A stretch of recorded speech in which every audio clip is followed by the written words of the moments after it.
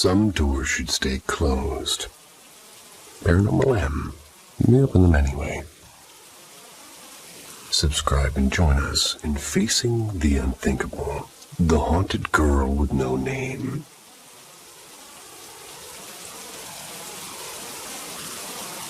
I don't exactly believe in ghosts. Not like the obsessed way some people talk about them at every sleepover. But this one incident, it's the kind of thing that sticks in your head and refuses to leave. I bring it up at every friend gathering, and always lean in like it's the first time. I think I was in 7th grade when it happened. It was during our music period, or that class was held in a room on the top floor of our school building. And just to give a bit of context, grades 1 to 4 had their classrooms downstairs, grades 5 to 10 had their rooms upstairs.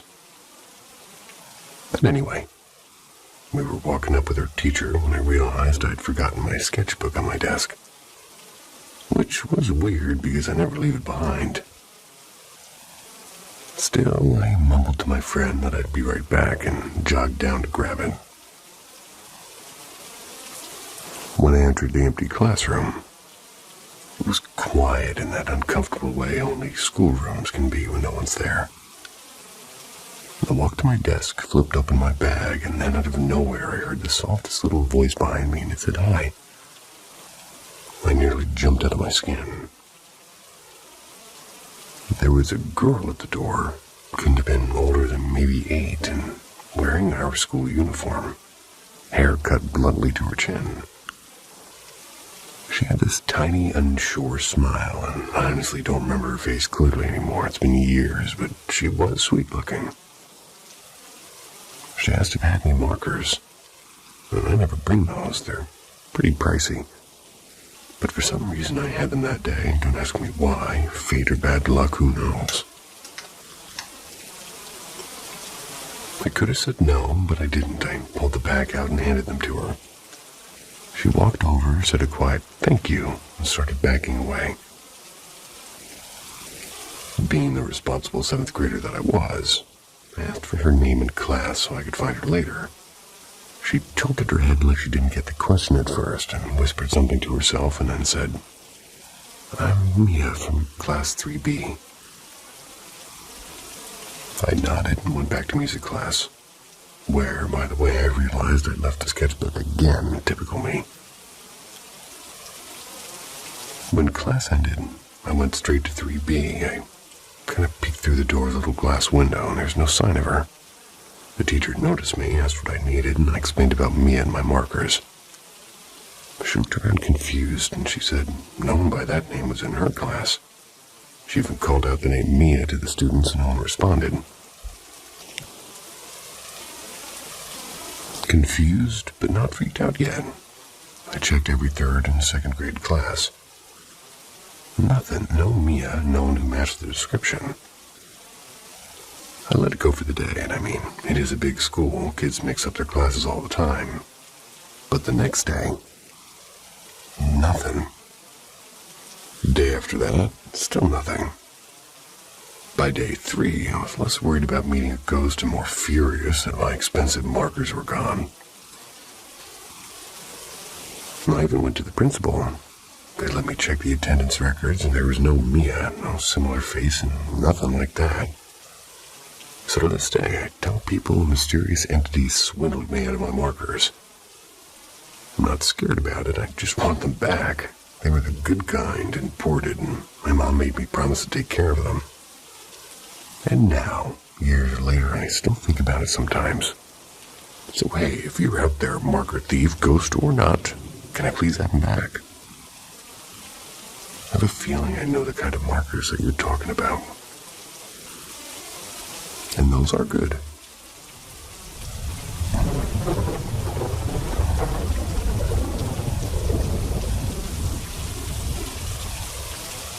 The lights at Yucca Inn.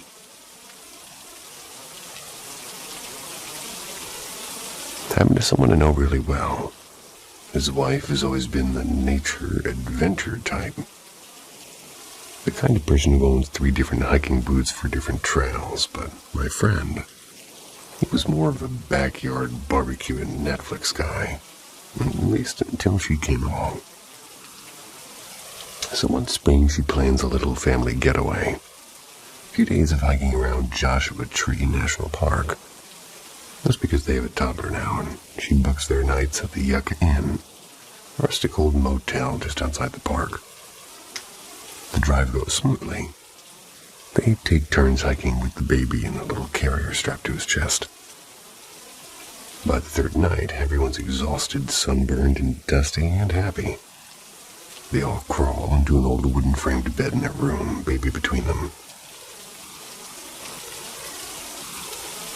Sometime past midnight, my friend wakes up because the baby lets out a soft whimper. He gently rocks her back to sleep, but now he's wide awake, staring up at the ceiling. That's when something strange happens. Above them hangs an old wagon wheel chandelier with half the bulbs missing. It begins to glow, but not like somebody flicked the switch. It flares up slowly, glowing much brighter than a normal bulb should. A cold, sharp kind of light. It then just as slowly fades back into darkness. No click, no sound, just light and then nothing. He tells himself it's probably an old wiring issue. Place looks like it hasn't seen real maintenance since the 60s. But then, as he's lying there trying to convince himself, two soft blue orbs of light drift into view at the foot of the bed. His first instinct is to leap out, turn the light on, but he freezes. What if he wakes his wife and the baby, panics them, and then turns out to be nothing? He pulls the sheet over his head like a kid and hopes it'll just go away. But through the thin motel sheet, he can still see the glow, a faint blue shimmer. And then comes the pressure. It starts at his ankles. Light at first, like someone gently pressing down. Then it slides up his legs, firm but not painful.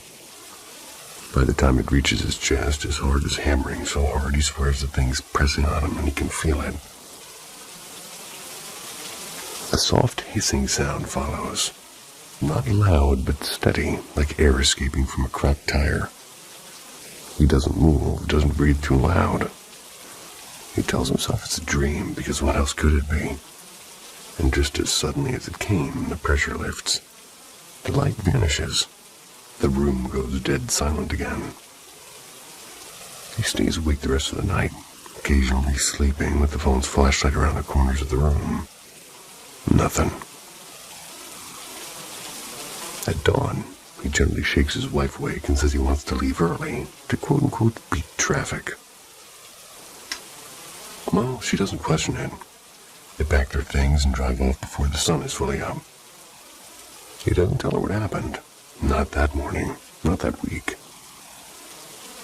It's only months later, sitting across from me at his backyard fire pit with the flames crackling between us, that he finally let his just spill. And, well, I look up the Yucca Inn later, and turns out back in the day it was a popular spot for B-list movie stars filming westerns.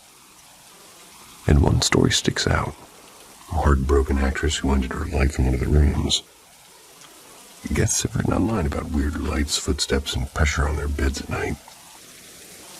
I ask him which room they stayed in. He says he doesn't remember the number, but his eyes tell me he's pretty sure. Must have been that room. Whatever was there was still waiting.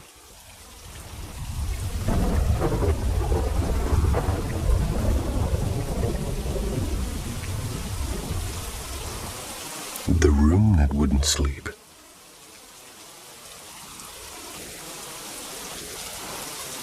I've lived in the same house since the day I was born. And everyone's moved out, too.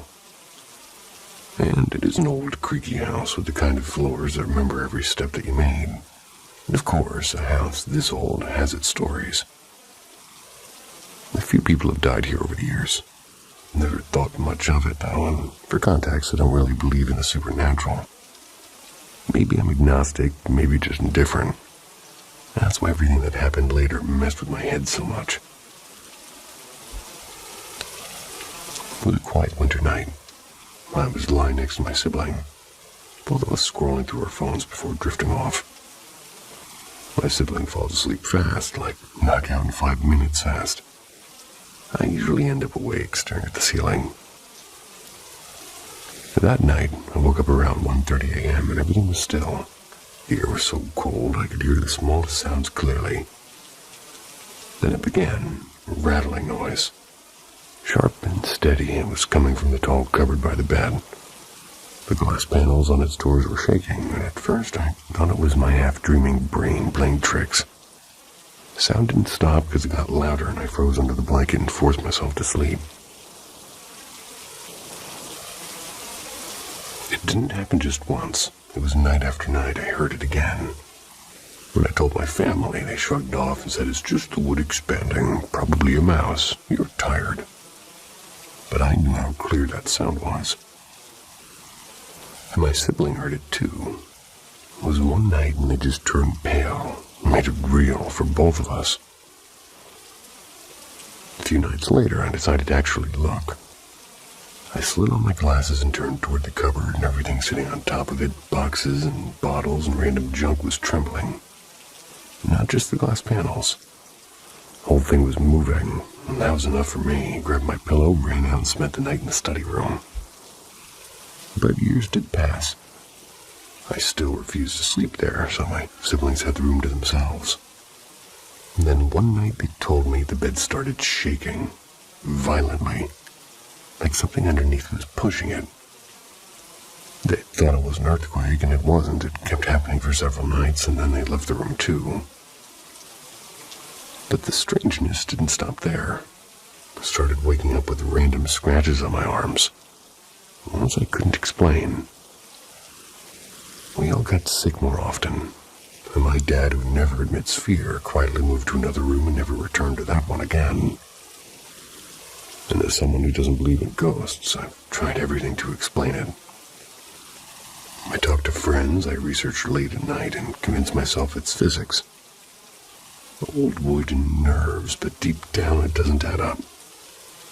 If it's in my head, why did my siblings hear and feel it too, and why did my dad avoid that room entirely?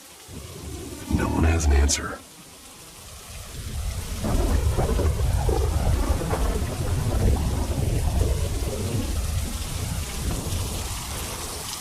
Whispers in the dark.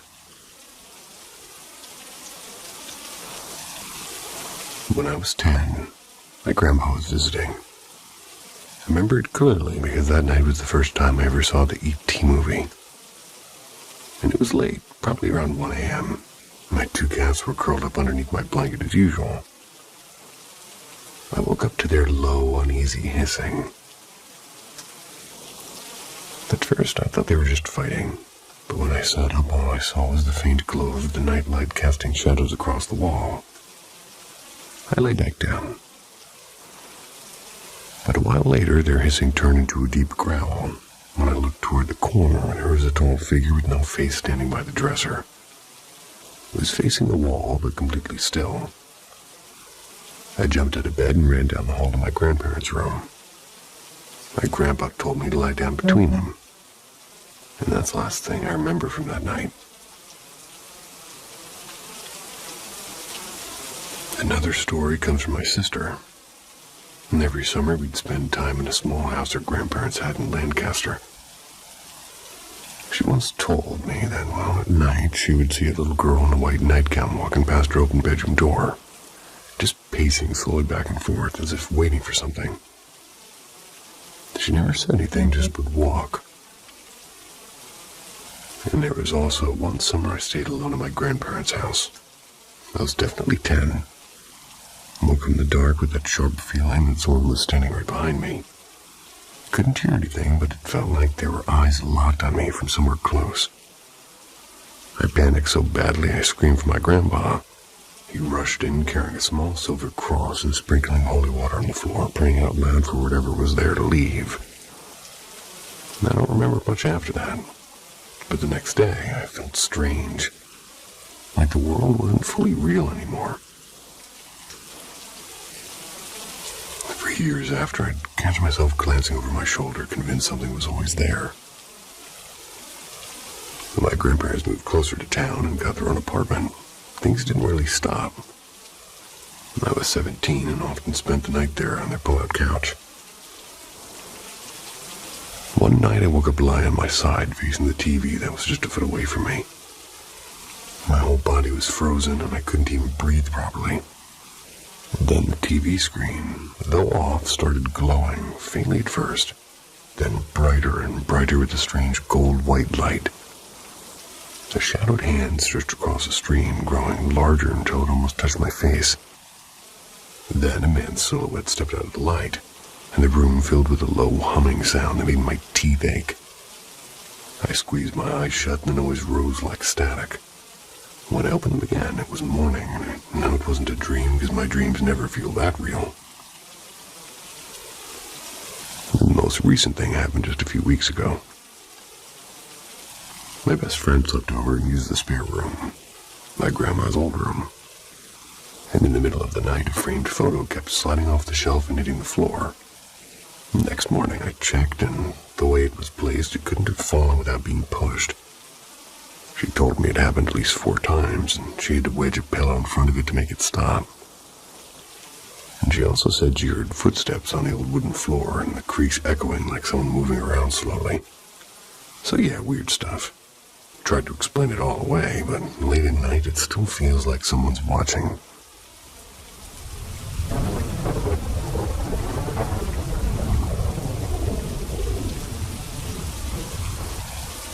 The shadow by the basement door.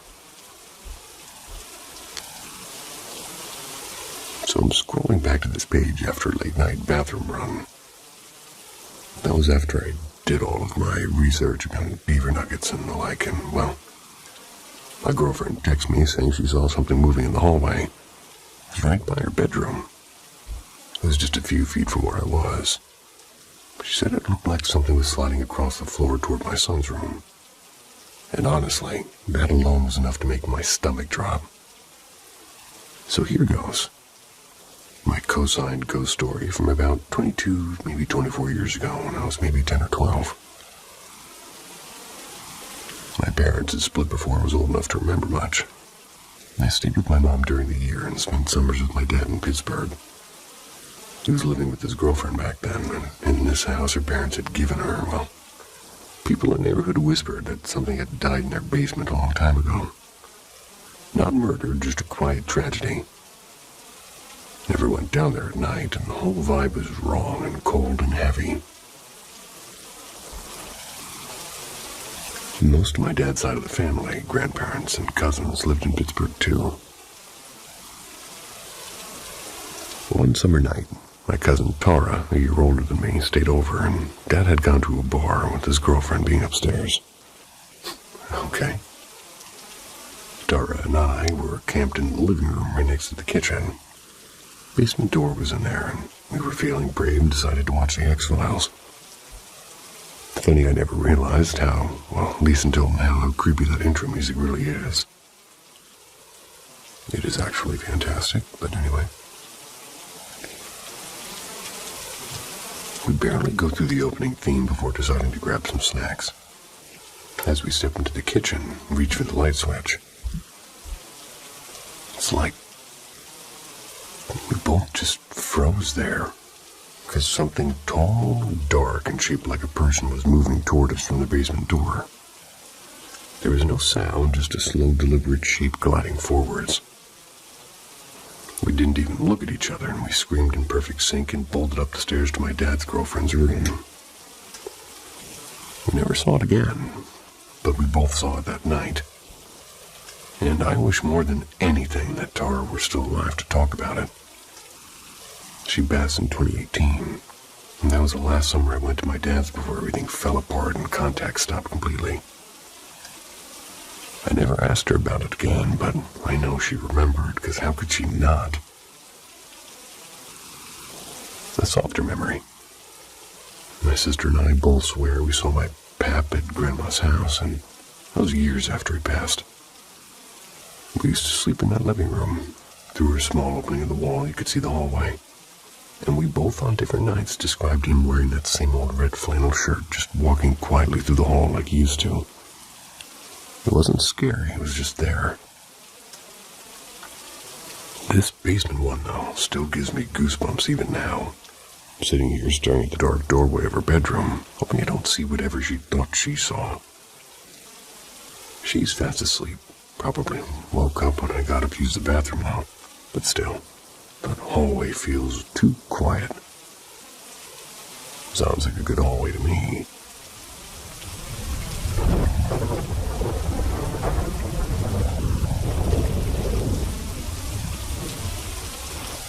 Echoes in the trees.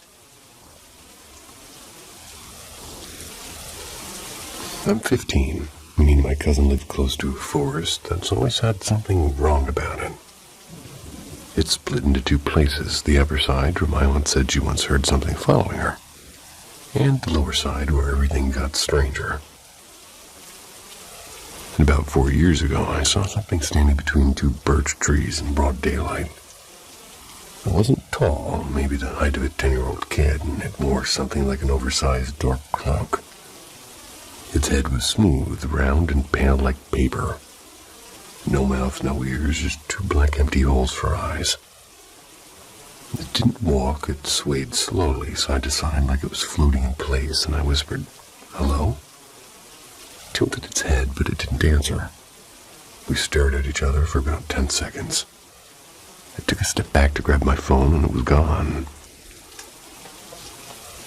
For years, I avoided that spot.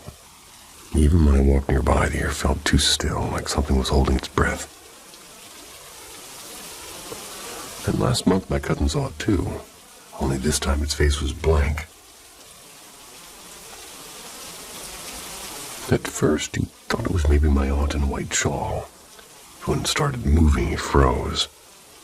And later, when he compared what we saw, it matched exactly, except for the missing eyes.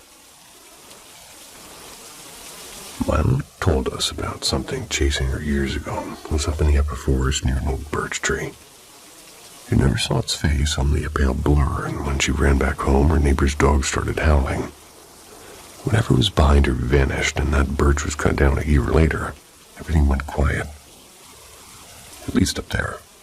But the lower woods never seemed to. Last summer, we started hearing this rhythmic thumping in the ground, like someone tapping the soil with a stick wrapped in leather. Well, that's a specific sound. Went on for nearly an hour. And our dog disappears almost every night now, comes back at dawn. He refuses to go near the lower ledge, and even when we try to drag him there, he shakes. Last night, me and my cousin were talking on the porch about asking a local spiritual healer for help, and right when my cousin joked about calling it out, something heavy rustled through the trees, closer than ever before. He'd shouted into the woods a few nights ago, cursing whatever lives there, and I told him it was a bad idea. Now I'm starting to really believe that it was. Tomorrow we're going to talk to someone, and this time we won't leave anything out. If anyone's ever dealt with something like this, we'd be grateful for any advice. Well, written for 15 years old, wink wink.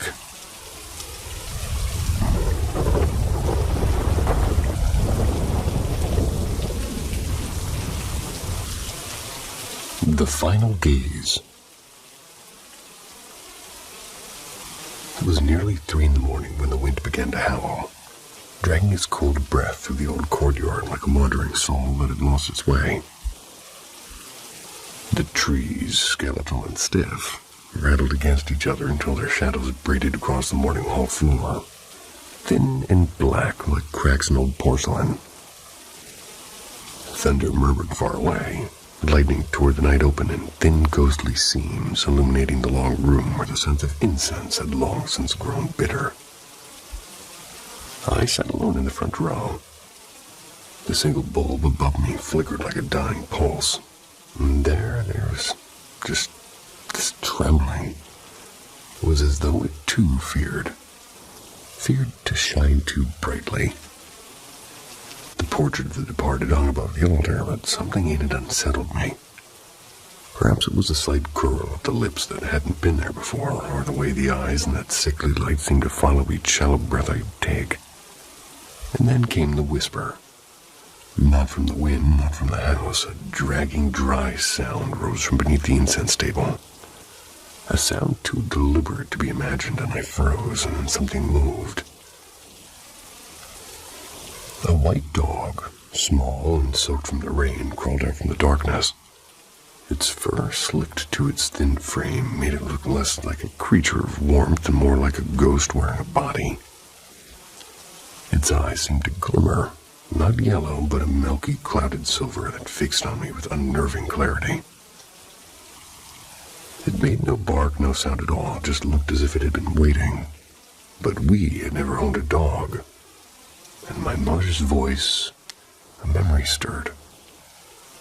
When a dog cries at night, the dead are listening. The dog lifted its head and released a sound that was neither a growl nor a whimper.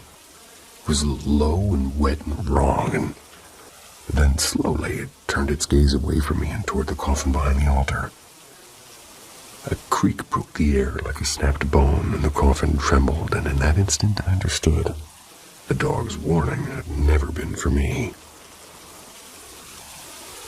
Well, excuse me.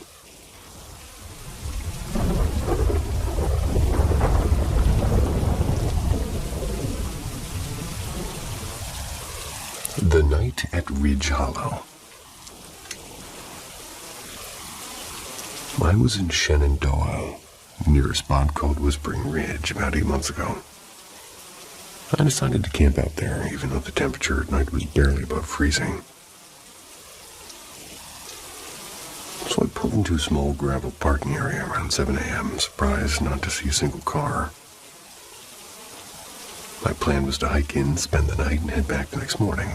By the time I finished the trail and looped halfway back to set up camp, it was about 3 in the afternoon. I spent the rest of daylight cooking a small meal, watching the fog roll through the trees, and letting myself get lost in the quiet. As dusk crept in, I hung all my trash and food in a bag about 150 feet away, high in a branch, just in case of any hungry visitors. And the forest had this soft hum, a sort of breathing silence, and I remember feeling both calm and weirdly exposed. Around 7 p.m., I was exhausted. Gathered some dead branches near a huge splintered oak tree to build a fire. And that's when I heard it, a sharp, fast rustling moving toward me from maybe 100 feet away. It wasn't a squirrel or a deer, it was heavier. The moment I stopped moving, it stopped too. With my heart beating, I slowly backed toward my tent, shining my flashlight at the tree line. The beam just disappeared into darkness. Nothing moved, nothing answered. It was about 8:15 by then. I sat by the fire, feeding it piece after piece of wood, and its weak light painting everything with a shaky gold that made me feel more visible and safe. After maybe 20 minutes, I finally slipped into my tent. Just as my mind began to drift towards sleep, I heard it, a low, drawn-out sound like someone singing through clenched teeth. It was faint, far away at first. But then, as if something invisible were walking toward me, and the sound felt louder and closer. In less than a minute, it felt like it was just beyond the edge of my campsite. And every nerve in my body was lighting up, and I shot upright, listening. It wasn't words, it was a kind of chanting, soft and rhythmic in a woman's voice, but wrong somehow, like it wasn't meant for my human ears. Then silence. I unzipped the tent slowly and stepped out, shouting, "Who's out there?" The forest swallowed my voice whole, and I swept my flashlight in wide arcs. And that's when I saw her, or something, for less than a second. A woman, barefoot, wearing a pale nightgown streaked with mud, was gliding away from the tree line like smoke in the wind. She was bald, and her arms jerked through the air in uneven twitching motions. She made no sound, just ran. My brain froze, I couldn't even scream. Tears just started running down my face. My hands were shaking so badly I almost dropped my pack. Didn't even care about the tent anymore, I just bolted. I hit the trail as fast as my legs would allow, with the weight of my pack bouncing against me. The night was slick and uneven, roots everywhere, the kind of darkness that makes even your breath sound too loud. At one point, I slipped on loose dirt and slammed my knee into the ground, and in that split second, as my headlamp swung wild, caught her shape again. They were standing perfectly still and watching. I kept going. The chanting was gone, but the forest wasn't silent anymore. Something was moving behind me, multiple somethings. Twigs snapping, footsteps, not animal ones, human or close to it. When I reached a flat, grassy stretch near the end of the trail, everything went quiet for just a breath. Then the noise erupted from all directions at once, rustling, whispering fast. I sprinted the last stretch to the trailhead, lungs burning, and finally saw the faint outline of my car. As I swung my headlamp behind me, 3 figures identical to the woman I'd seen burst from the tree line. But they didn't run, they crawled on all fours and fast. When the light hit them, they scattered like something feral, melting back into the darkness of the woods. I don't remember putting the key in the ignition. I just remember speeding down the empty road, sobbing with my hands white-knuckled on the wheel. Even miles away, I swear I could still hear that faint, sickening chant.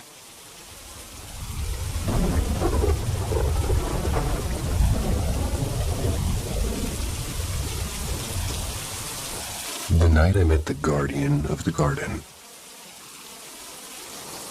This spring I decided to start a little herb patch of my own. I planted mint and cherry tomatoes and just last week a few rows of rosemary. Nice. My cousin warned me not to leave it unprotected because the stray cats in the neighborhood like to use people's gardens as their playground. But me, being a stubborn beginner, figured it couldn't be that bad. For weeks, everything grew better than expected. No cat tracks, no missing leaves. It almost felt like my tiny garden was charmed. Then last Saturday, I noticed a cluster of tiny white flowers creeping along the edge of the soil. Thinking they were weeds, I yanked them out without much thought. And later that evening, while driving to the market, I started to feel a strange warm sensation spreading across my right shoulder blade. And it was a muggy night, so I shrugged it off. The next day, more of those white flowers appeared. I knelt down, pulled them again, and went back inside. That evening in the shower, the warmth on my shoulder turned into a sharp, steady burn. Imagine leaning too close to a campfire for too long. That's exactly what it felt like. Heat was pulsing against my skin. I called my best friend to take a look, and when they checked, their eyebrows shot up. Were you scratching your back or something? I told them no, and they showed me a picture.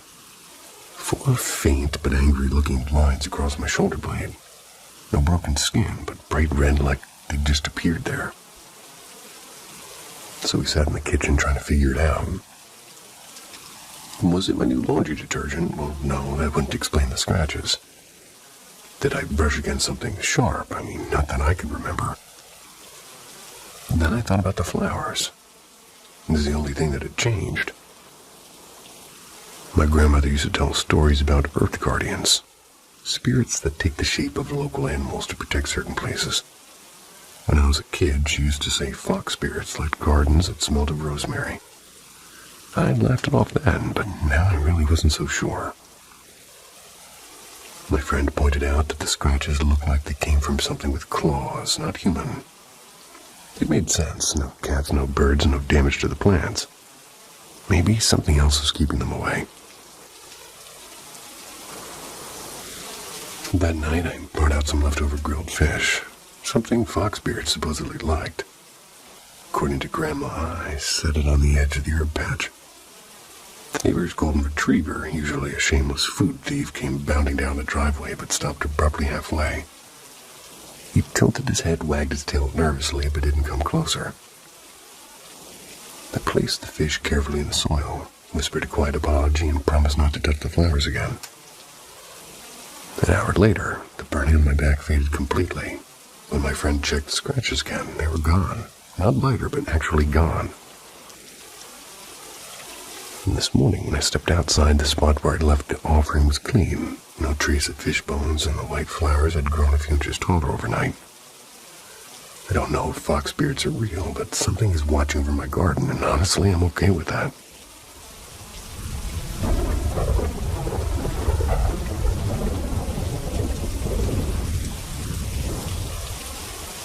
The laundry room mystery. We've been living in this house almost 16 years now. It's a sturdy old place built back in 1920, and it has its own, personality. When we first moved in, there were a few strange little things. Nothing dramatic, just the sound of faint footsteps late at night going up and down the hallway. There was sounds of something brushing softly against the old plaster walls, and sometimes an old clinking noise. It's like when kids pull their blankets a little bit higher. It stopped after a couple of weeks, and for years the house was quiet. But lately, something's been happening again.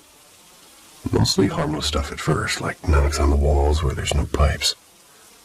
Maybe the light tapping of fingertips on glass panels or the double doors leading to the front porch. Always brief and always when no one was near.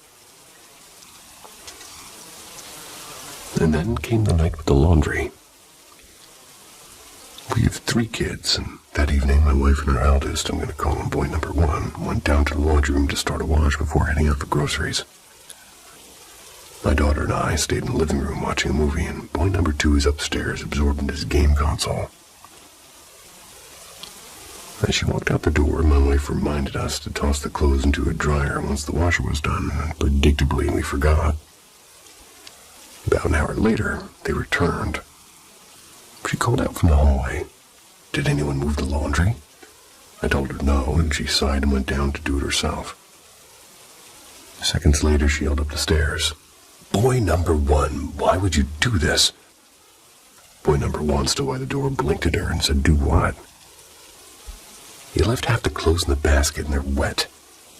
He frowned, but "You saw me put everything in the washer." Then she had. They both remembered clearly. The basket was empty, and the machine was humming when they left. When she went back down, half the clothes were sitting neatly in the basket, damp as if the spin cycle had already finished. Other half remained in the washer.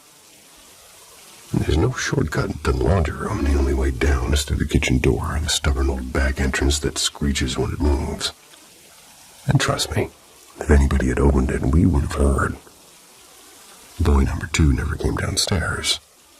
My daughter and I stayed in the living room the whole time, and no wet footprints, no creaks, no movement, just half a load of laundry mysteriously transferred from washer to basket while no one was down there.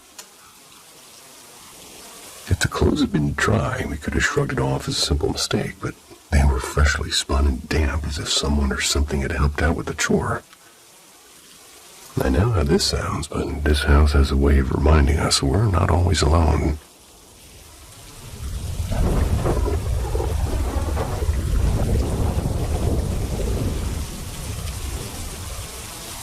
The house that kept its ghost. A friend once told me I should share my story with people who have open minds, so here I am. The house I live in isn't just old, it still has someone living here who's not quite alive.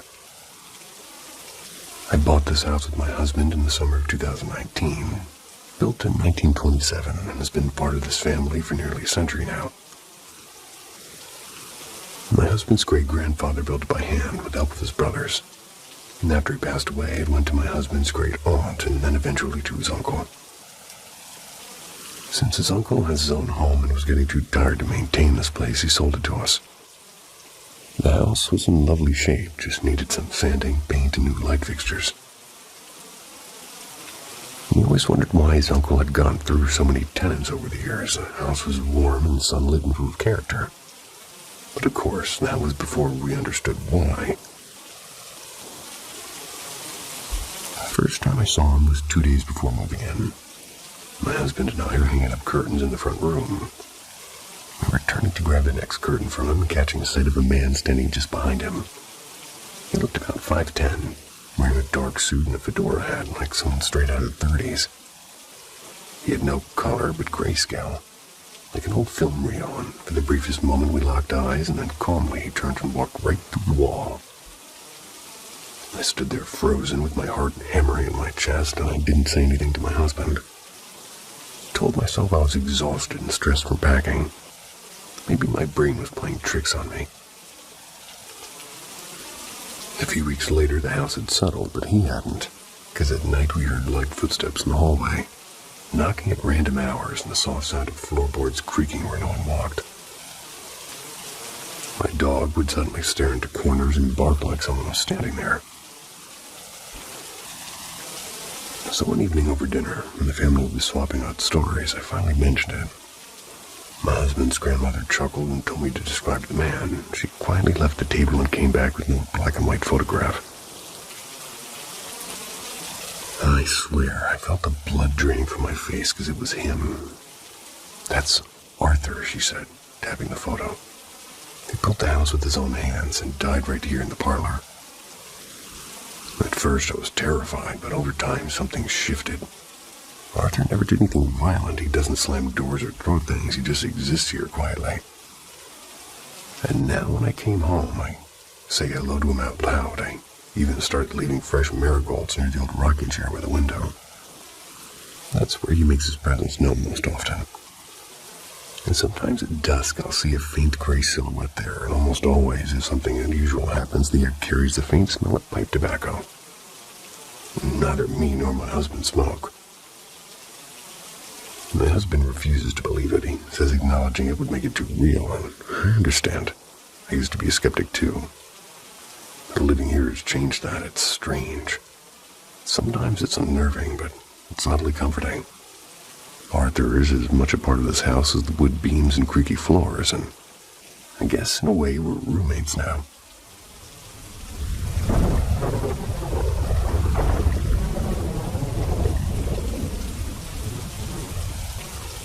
Someone explain, please.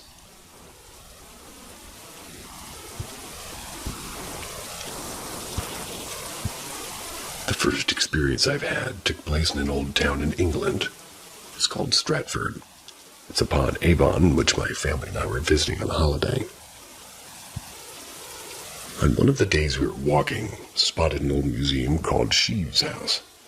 We walked in and instantly felt something off or creepy about the place.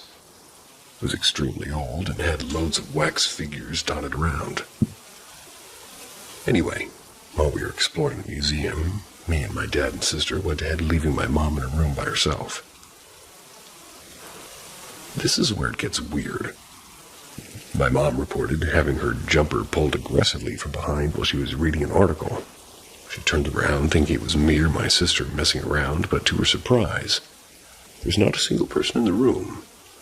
She was confused, and after telling us about what had happened, my dad spoke to the owner of the place, in which he casually responded. Oh, and that would be Lee. The owner explained Lee was one of the many people that haunted the museum. He had liked to grab attractive women during his life and had followed suit his spirit. He also showed us a file that read that it was Lee's anniversary of death, and that he's usually most active at this time. He then went on to show us many files of ghost hunters that had explored the place, and also showed us short clips of documentaries that had been filmed in there.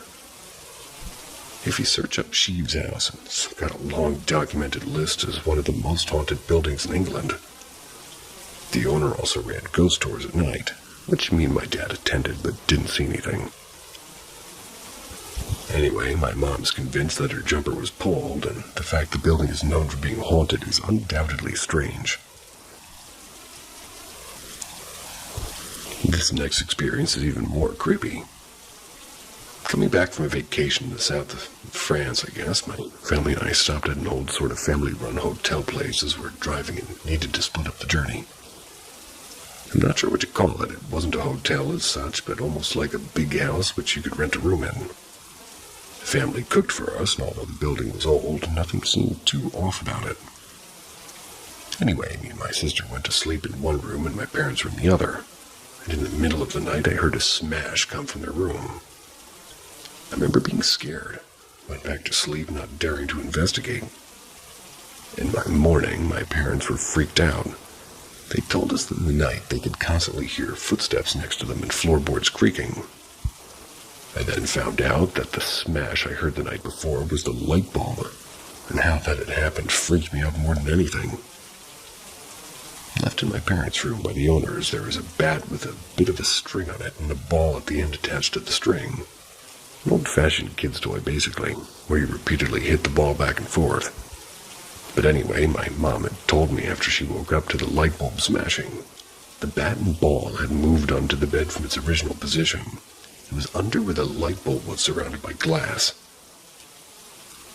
My parents spoke to the owners of the house same morning. They were acting strange, being very quick to shut off the conversation and change the topic. I'll keep this last experience short. A couple of years ago, my dad and I went skiing in Italy, stayed at an old hotel which was previously on war grounds. I remember coming back one night and going to the toilet to find the emergency string in the shower swaying rapidly side to side. Called out for my dad to come and see it, and instantly stopped in front of my eyes. At the same hotel, they had a sauna in the basement. The man behind the desk sort of led me into the basement to use it. I was the only person in the sauna. Once I was done, I tried to leave the basement, but the door was locked. I tried to call my dad to let me into the basement door, but had no service. And after a while, my dad and the guy behind the desk came to look for me, and they simply opened the door as if it wasn't locked. I then said that it was locked and I couldn't get out, and the man behind the desk looked at me confused and pleaded that it wasn't. How do you explain this stuff other than ghosts must be real? Everybody I tell hears me out, but naturally takes it with a pinch of salt and tries to somehow find an explanation, even though there is no rational one. Even though I've never seen a ghost with my eyes, I can't deny their existence.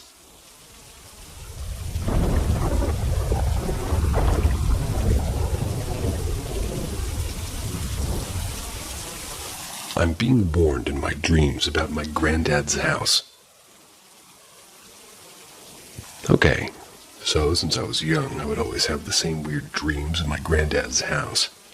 And ever since I started talking about it again, wondering if anybody in my family was spiritually aligned, or anything about the house, the dreams have come back, but almost in a warning. The dreams are always the same. Me in his living room, sitting on the couch just underneath the picture of my gran that I never met, who died in the house. My granddad's dog would always be in the dreams, but she would sit at the living room door. The dreams would always start off almost normal, and then his dog would start barking. Never got up from the couch in my dreams or opened the door. Always felt like something was there standing outside it. Then the room would rather violently, and just I'd wake up. The room would rather violently. It's weird that I'd consistently have the same dreams as a child, around 7 to 10, and now I'm 19. And what's also weird is that I was told that my granddad and gran had a dog that would sit at the living room door and bark at it. Who, coincidence? I wasn't told that until recently. Since I was young, I was obsessed with the paranormal. So I've always believed that there's a possible stage between life and death. So you could say some of the feelings I felt of the house were just because I was consuming so much media that I was biased on the paranormal, but not really. I used to stay at his house a lot when I was young, with my cousins, and I had a really weird experience with sweets being thrown around the room. When my granddad came back into the living room to ask what we were screaming about, told him, and he said his actual words are, "It's probably just your Granny Mary." Oh, well, right. I'd like to think of it as she was playing with us, but I don't know. There was a time when me and my cousin were in his bedroom, when my gran died in, which I was told this very recently, and the TV moved. Really freaked me and my cousin out.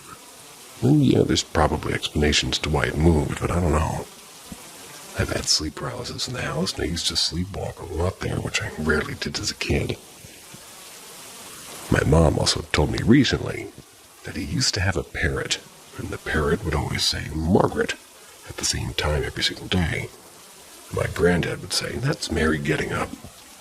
Yeah, not freaky at all. So that's the context. Really weird shit. There's probably more like his back room and garden and a really weird energy about it. Also had really weird dreams about his garden. Now to what's been happening recently. Me and my friend were talking about all that type of shit like a week ago or 2 weeks ago. I was telling her about my granddad's house and how I always felt a really weird energy. But something's definitely going on there. Then I started to wonder if anybody else in my family was, like, into all that and could see stuff or was just spiritually aligned, so I asked my mom and she said that before my grand was like that, kind of, and I'd have to ask my granddad if I wanted to know more. So on Friday, I was like, okay, I'm seeing my dad, which is tomorrow and Saturday. Maybe I can ask him. Tell him why when I go to sleep I have a dream that I'm in front of my granddad's house with my dad and granddad. I break the ice. My granddad was his usual self in the dream, until I asked him about my gran, and if she possibly was like that or could see things that others couldn't. His face drops and he gets mad. He was like, don't talk about that, don't ask me that. Like shouting at me. Then I woke up and was like, wow, okay. Early Monday morning, I kept waking up and going back to sleep. I had 2 dreams of the house. Dream 1. I was outside the house with my granddad again. And the way I would describe the house was that his normal front door was there, but then there was another door-shaped hole in the outside door, but with no door. He would start whistling. My granddad whistles, by the way, just to say. Maybe not connected to the dream, but weird in this context of the dream. And there was like a high-pitched screeching noise coming from inside the house. Never heard that noise in the dream I used to have. It wasn't like it was responding back to him, and then I woke up. Dream 2 again. I was with my granddad and we were walking toward his house. Got in the same position we were in dream 1. He starts to whistle again, and there was a high-pitched screeching. However, this time I started to whistle, and we were almost whistling at the same time. The screeching got louder and closer. We stopped whistling for a second, then we whistled again, and suddenly this black orb comes zooming out through the door-shaped hole, throws my granddad in the air, like, okay. Now what? It turns and looks at me. I'm like pleading at this point, saying sorry. Then as soon as it tries to throw me or go through me, I woke up, and when I woke up I immediately sat up and was like, what the hell was that all about? So yeah, I started to talk about weird, consistent dreams I used to have about my granddad's house when I was younger. I start to question it, and it's like I'm getting warned in my dreams not question it, but like I want to question it. I'm practicing tarot right now, and I do think that I 100% should not ask my deck about it.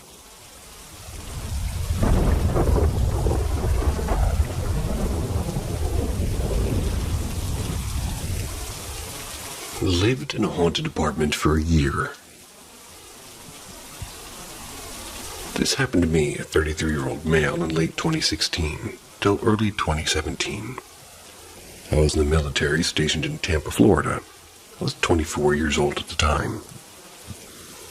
I had a roommate who was also in the military. We had been living together since we first moved out of the dorms on base. He got selected for deployment. I couldn't find a new roommate, so he broke the lease. I then got an apartment by myself. Nothing strange happened at first. It wasn't my first time living alone, but something about the place made me uncomfortable. It wasn't a cheap apartment, though. I only had a year left till my contract was up, so I would separate from the military service. So I sucked it up and stayed, which was a bad decision. I started to get sleep paralysis. I never heard of it or experienced it before this. Naturally, I freaked out, and the longer I stayed in the apartment, the more frequent it would happen. Till eventually it was an every night thing. I'd wake up unable to move and would see a dark figure standing in my bedroom doorway. It would just stand there and stare at me. It had this melting look to it, as if parts of it were going to drip off of it. I went and seen a doctor. He told me about sleep paralysis. Explained to me what it was and what it was. Probably just stress that was causing it. I believed him as everything he said lined up with what I was dealing with. However, Soon afterwards, things escalated. I started feeling like something was trying to drag me off the bed at night when I'd wake, still unable to move or even make noise. If you have problems with sleep paralysis yourself, then you'll know what I mean. My voice would come out in croaks. When I would snap out of the paralysis, I'd be in my bed in my usual sleeping position as if nothing happened. Then one night all that changed. Instead of feeling like something was dragging me off the bed, I actually was dragged. Something grabbed my arm and pulled me down between the bed and the wall. My arm was stuck and I could feel a hand around my forearm. This was not sleep paralysis. I was wide awake both before and after the event. The last event that made me finally move out happened a few weeks before my lease was over. I had fallen asleep in my stomach, woke up to the same feeling, unable to move or speak, the feeling of someone watching me, then a pressure on my back. It felt like someone or something was sitting on my back, and I swear I could feel it breathing on the back of my neck. What snapped me out of the paralyzed state was a searing pain across my back. I immediately shot up and left the apartment. Had 3 long scratches like claws down my back. I ended up not breaking the lease and just crashed at a friend and coworker's place for a few weeks. I only ever went back to this apartment to grab my stuff.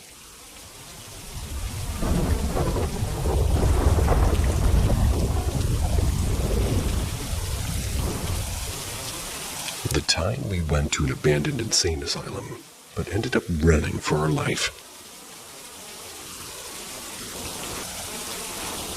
This happened when I was a 33-year-old male, when I, a 33-year-old male, was 16.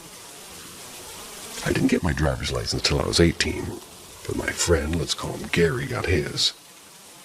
Now, we lived in a pretty small town in North Carolina, the type of town where all the high school kids, me included at the time, hung out in the Walmart parking lot. There's nothing better to do.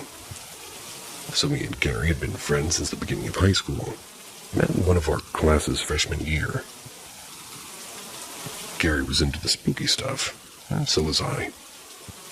Not long after getting his license, he comes to me with an idea. He tells me about some apparently old abandoned insane asylum a few towns over. Says it's back in the woods somewhere, isn't even visible from the road anymore. He wants us all to go out there in the middle of the night and check it out, because it's supposed to be haunted by the patients that died there or something. Of course, nobody wants to go with him but me. So the following weekend, we decide we're going to sneak out and check this place out. It takes us a while to get there and figure out where exactly this place is. Finally, we find the place that we can park the car, follow the trail up to the asylum. We arrive at an old-ass building. Not sure if it was actually an asylum or just some building. It was definitely old and had plants growing all over it. It's possible a sign for the place was somewhere hidden in the brush. We walk into the building and there's no door. The inside's covered in graffiti, all kinds of stuff. Some kind of funny and others disturbing. The place definitely felt and looked spooky. We didn't end up staying long.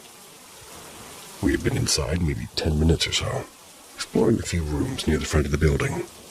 Then a loud bang goes off. Not a gunshot bang, but like something really heavy fell to the floor.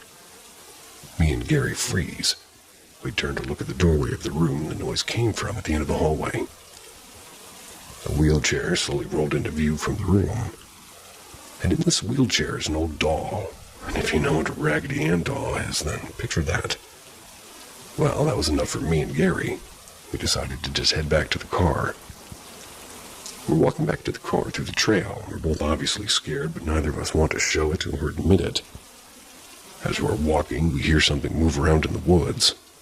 Me and Gary don't speak a word to each other or even look at each other. But we both immediately take off running. Whatever it was that we had heard had started chasing us. We could hear it running in the woods next to us. And luckily, we made it back to the car and took off. Didn't look back and never saw what it was that was after us. For all we know, it's just some animal. But looking back at this now, I'm not sure what's scarier. The fact that we possibly ran into a ghost or spirit, or that maybe we aren't alone out there.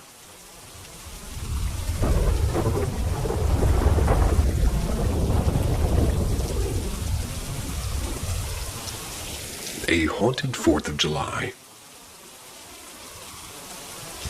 With the 4th of July quickly approaching, thought I'd share one of my most unexplainable events to date. This takes place almost 15 years ago in my old neighborhood in San Bernardino, California. Growing up, I lived in the same house since I was several months old. The house itself was haunted, or at least held a lot of residual energy from previous families living in it. But this story isn't about my house, but my friend's house directly across the street from mine. From what I remember, the original house had burned down. I was really young, around 3 or 4 years old, and still remember the charred remains standing there for the longest time. I don't remember the fire, though, so I'm not sure if it happened before moving in or during the first few years after. I don't know the details, like if anybody died or anything, but when I was around 5-ish, they demolished the remains and built a new house. Shortly after, a family moved in. The little girl living there became one of my best friends. But I never went over to play because my parents are really strict. Plus, her family were gang members. Whoa. Even though her parents were good people, my parents didn't want me going over there, just in case. Yeah.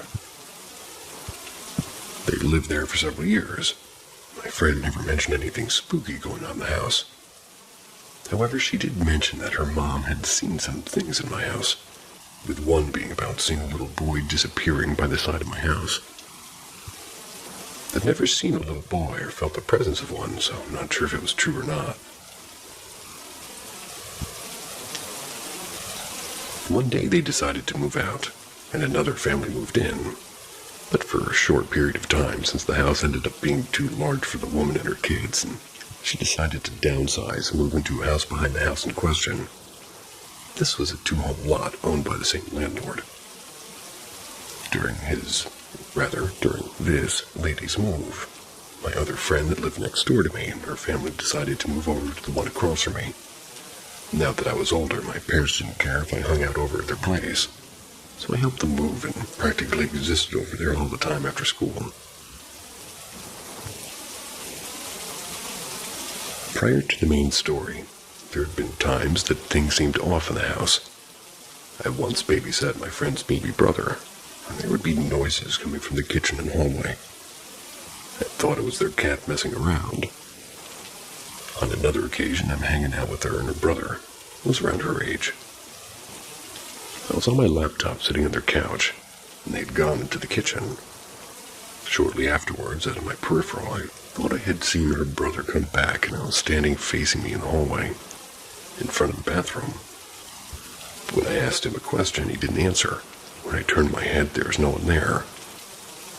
So anyway, it was the 4th of July, not sure in the year, maybe 18 or 19 years old, and my friend 15 or 16. Their family going to watch fireworks at the San Manuel Stadium.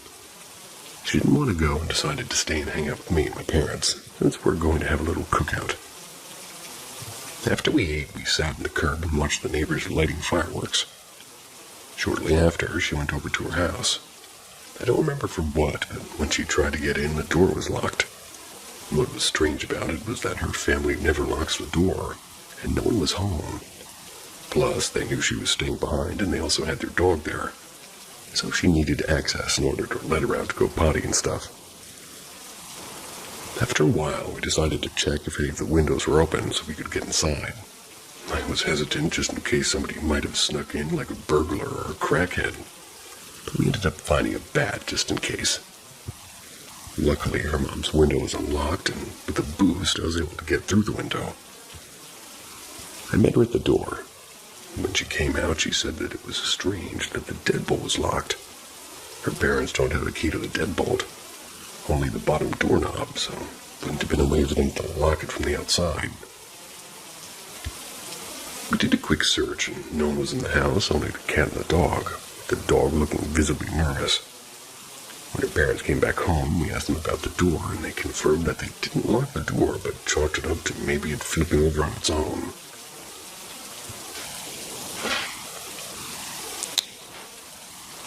Itchy ears.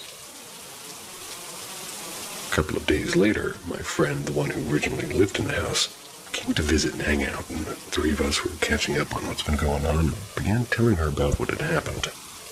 But before we could finish, she said, "The deadbolt was locked, wasn't it?" I was shocked, and she said it would happen all the time when she lived there, and that there was always some type of poltergeist activity going on, like the radio and TVs turning on. She even said that she saw a woman in a sun hat through the window sitting on the porch while she was laying on the couch. I asked why she never said anything, and she said that when she would tell her mom, she wouldn't believe her, said it was just her imagination. But I was relieved because, well, we confirmed her experiences. It's been years since I've moved, so I'm not sure if it's still active. My friend's family still lives there, but all the kids have moved out apart from the youngest one that I used to babysit. I'm no longer as close to them, but I do still talk to them when I visit my folks.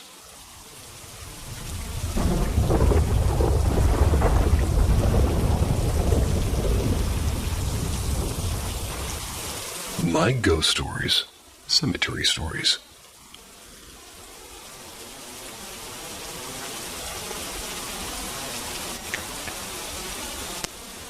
Some things that need to be known to understand me this time. I had become fully invested in witchcraft. Both my brothers had joined the military, one Navy, the other National Guard. They made me swear to stay with my mom until one of them got back. My mom and I didn't and still don't have the best relationship. At this point, she was letting me do whatever I really wanted, which really wasn't much. I wasn't into alcohol or drugs, and ghosts were enough, thank you very much. During this time, my stepfather's mom passed away. I was very close to her. Turns on thing to make fan on computer quieter.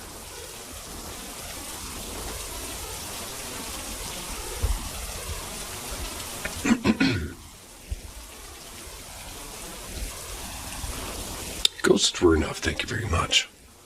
And during this time, my stepfather's mom passed away. I was very close to her. Her passing was the first time I had cried since my oldest brother, Carl's. And yes, it's pronounced Carlos. Oh, interesting. Left for the Navy. I slapped him across the face before he got on the plane for basic. Yeah, might have gotten him in trouble for that. But anyway, my friends and I are hanging out around the community college in town. And wouldn't you know it, we wound up right next to the graveyard where said grandmother was buried. Note, there aren't as many ghosts in cemeteries as one might think. Why would they want to hang out where they were buried when they can hang out where they were happiest? To some, that's school, or their homes, or their favorite dive bar, things like that. I'm not saying that there aren't ghosts in cemeteries, just not as many as you might think. The ghosts that haunt graveyards are mostly old caretakers and morticians and grave diggers. You won't find many other haunted graveyards, at least I think. Anyhow, we had arrived at this graveyard, and some of my idiot friends started telling ghost stories about said graveyard. You know, your ghost girl who gets dropped off the entrance, or some such nonsense. While we were there, though, I did have an experience that I later learned was attached to the school, not the graveyard.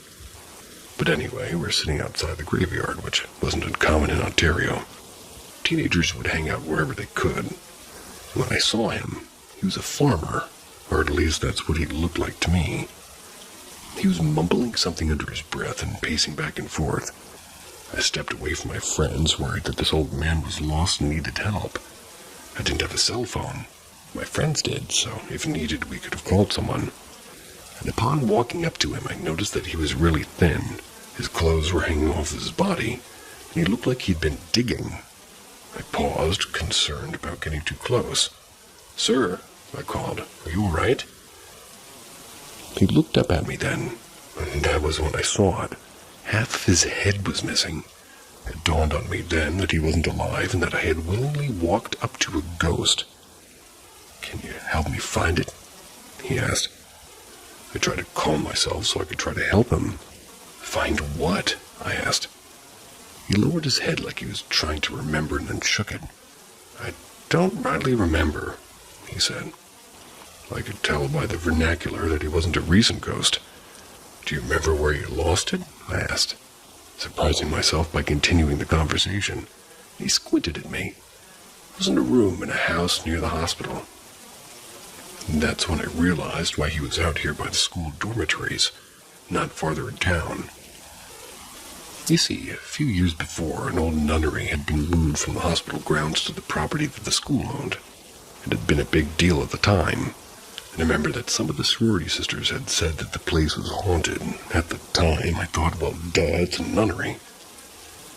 However, before the nunnery had been built, they had sort of lived in tents around the hospital grounds, tending to the wounds of locals who had gotten in bar fights or farming accidents and so on and so forth. This man had been one of those men. I sighed. "Did you get help from the nuns?" I asked. He nodded. "Well, that explains a lot," I said. "They moved the nunnery from the hospital grounds to the nursing school grounds," and his eyes widened. "They moved the whole house?" I nodded. "I'm guessing here, but did you perhaps die in the nunnery?" And here's the thing I wouldn't have normally pointed out to the man that he was dead, that he needed to know. Telling ghosts that they're dead isn't always a good idea. They can lash out at you, and I got lucky with this man. Thought about it for a second and nodded, and he started to warp and change. It was like turning back time. His face and body filled down, the side of his face came back together and got cleaner. He tilted his head at me. "I've tried to figure out what happened for a long time." And he sighed. "Took a young lady like you to bring me back to rights." And he looked over my shoulder and stood at attention. I looked behind me to see Wyatt glaring at him. "Sir," he said, and acknowledged Wyatt. I shook my head. "Ignore him." I sighed. "He won't hurt you unless you come after me." He seemed a little bit too calm then. "Well, John, my apologies, ma'am," he said. "I don't think he likes me very much." I grinned, and I said he doesn't like anyone very much.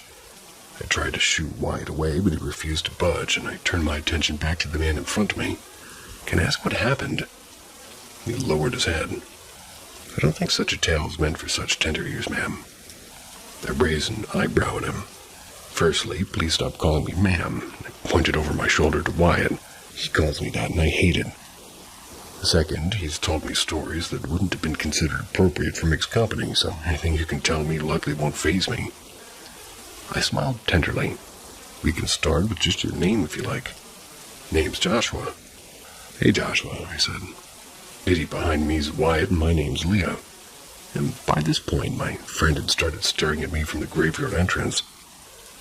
"How about this, Joshua? You come with me and Wyatt, and then when you're ready, and only when you're ready, you can tell us your story." He looked at Wyatt and nodded to me. "If that would be all right, ma'am." I sighed at the ma'am of it all, but grinned at him.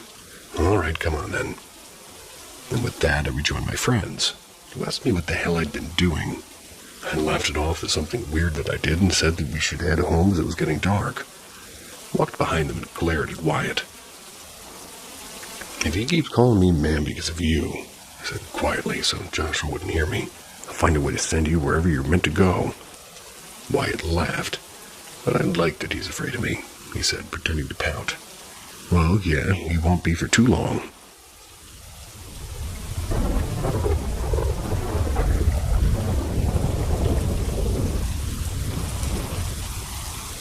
Where logic falters. I've never believed in ghosts. Not as a child, not as an adult, and certainly not now. I'm the kind of person who builds their piece on physics and probability, sees mystery and reaches first for evidence. If something can't be explained, well, I don't fear it. I take the whole thing apart, I've lived in houses with histories and even one rumored to be haunted. People swore they heard whispers or saw shadows. I slept like a stone. But there is one house, just one, that still sits like a knot in my memory. A place where reason keeps slipping through my fingers. It was nearly 10 years ago. My ex-husband and I had rented a modest apartment tucked inside the tangle of Delhi's old spice market lanes. One bedroom, a tiny sitting room, and just enough space for the two of us and our 3-year-old son. All around us, life pressed in, a chorus of vendors and bells and clattering rickshaws. Yet inside, it felt dim. No matter how many bulbs we replaced, the bedroom stayed stubbornly half-lit. A gloom that wasn't dark but heavy. We shrugged it off until the neighbor knocked. She was an elderly widow whose doorway faced ours across the narrow lane. One morning she asked for her brass keychain back. And when I told her I'd borrowed nothing, her lined face tightened. A young woman in a deep blue dress, she insisted, had stepped from our door to ask for it. And she was sure, absolutely sure. We hadn't been home, the door had been locked. I brushed it away as confusion or mischief. But the house wasn't finished. A few nights later, my cousin stayed over, and our little boy slept at his grandparents' nearby. And early next morning, he bounded in to wake her until he froze on the threshold. He wouldn't uncover his eyes, he wouldn't speak. They carried him out trembling, and only after that they were streets away did he whisper, "There's a burned lady sitting in the corner." At the time, I didn't know, and my cousins kept it from me, afraid I'd panic.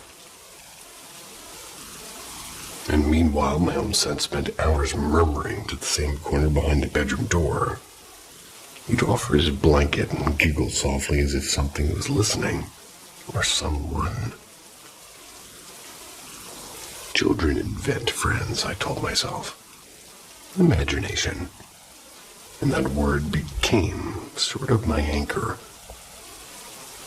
Until that day we were packing to leave. A neighbor I barely knew stopped to chat while I waited for the movers. She asked where we were headed, and then added almost idly, "You wear blue so often, like the girl who used to live here. The one who died inside." Jesus. The girl, she said, had been set on fire by a jealous lover in a hotel. Rescued, but too late. She came home and didn't survive the night. And I checked quietly. The story was true. She was even the younger sister of a schoolmate I'd once known. And that is when logic loosened its grip, and I spent nights alone in houses where death had walked before. No chills, no whispers. But this place, it wasn't haunted by a spirit. It was haunted by something denser. A residue of pain, an atmosphere that children and old eyes can still recognize when we, well, at least trained in reason, could not. The scientist in me still looked for answers. Carbon monoxide, well, maybe a subsonic sound or psychological imprints. None fit. No illness, no faulty wiring. Just a room that would not turn into an ordinary room. It didn't turn me into a believer, but it changed the shape of my doubt. Science, after all, isn't about being sure. It's about never stopping the questions. Maybe places remember, and maybe suffering leaves a kind of fingerprint. I'm glad I left the apartment, but it never really left me. Because some corners don't stay empty, no matter how long or how hard you shine the light on it.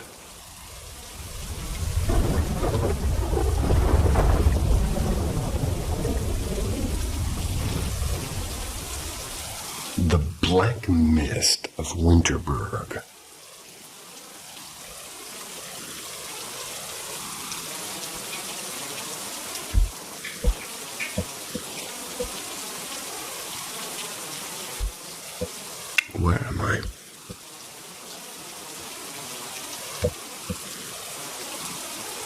Got it. I was 14. It's December of 2013. It's when my family joined my dad's coworkers for a ski holiday in Winterberg. We stayed in a sprawling wooden cabin perched at the edge of a pine forest. Its that's not even a word.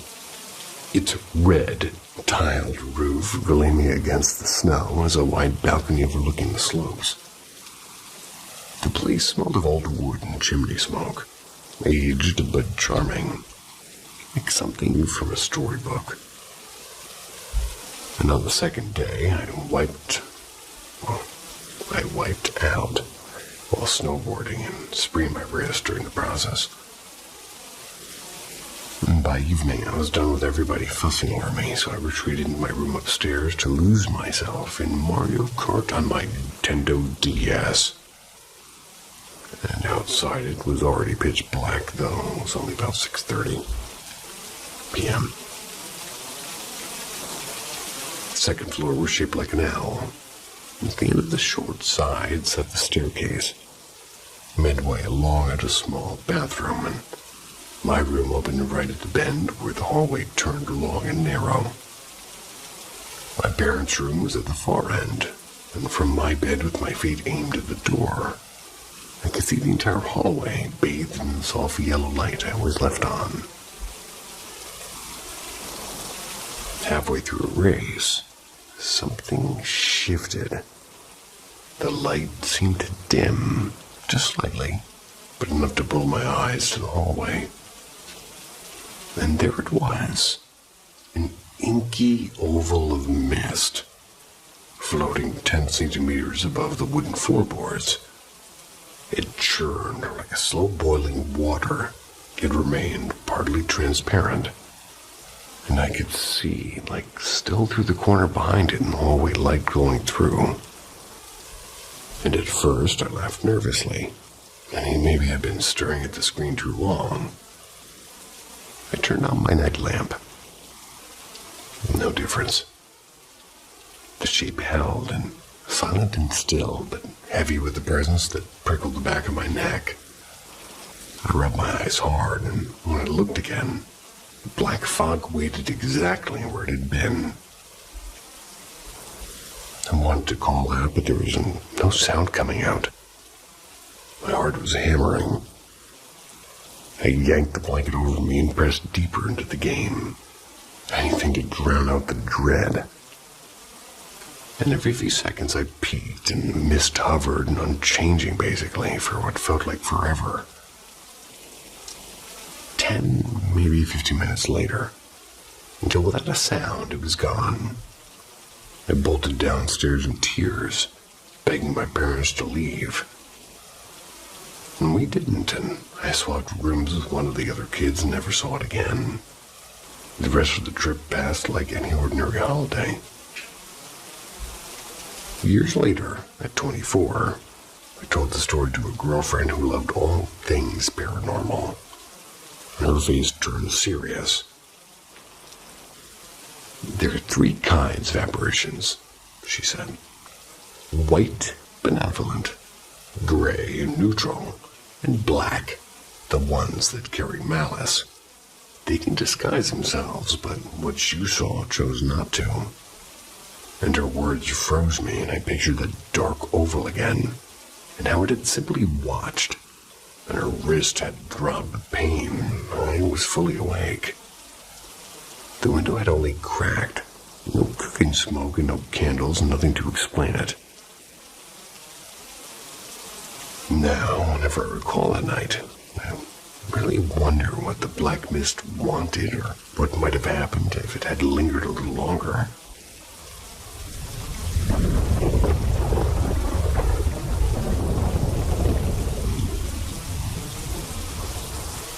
The knocks beneath the rafters.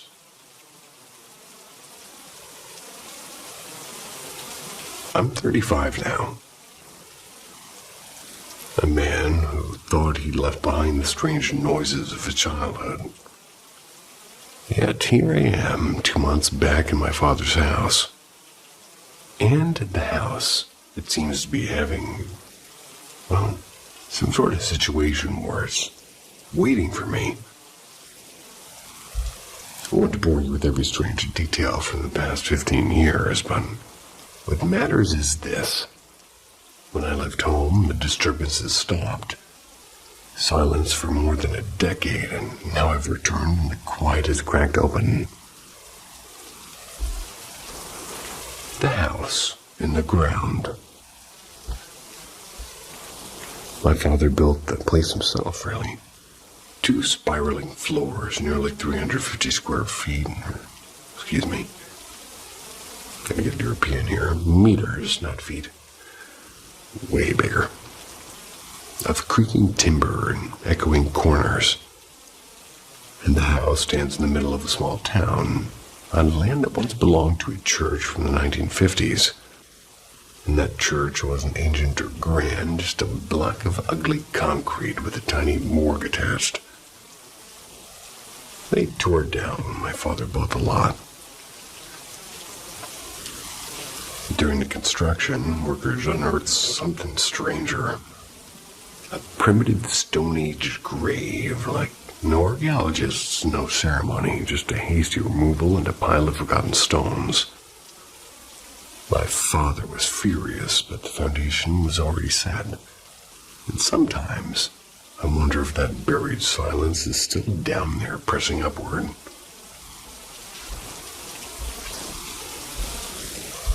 The recent incidents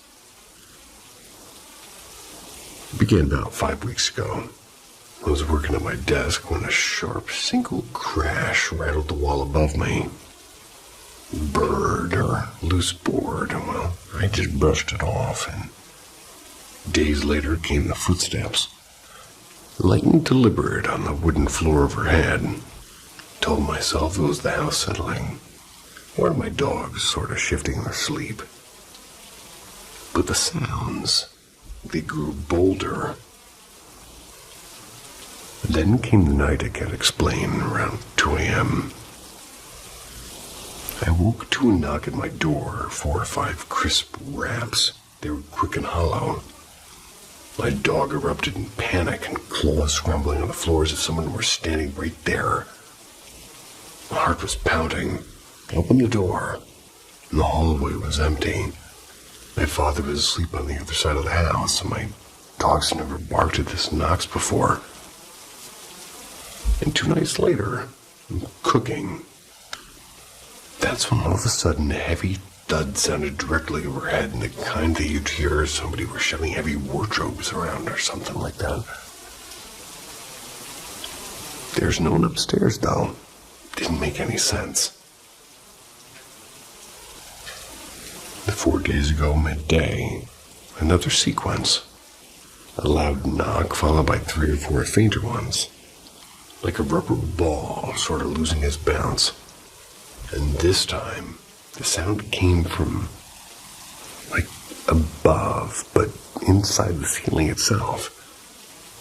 I rushed to find my father reading in the kitchen. He had moved.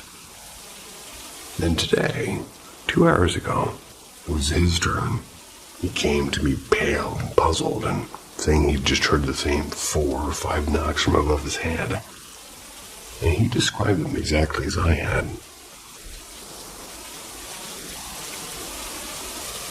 A house that watches.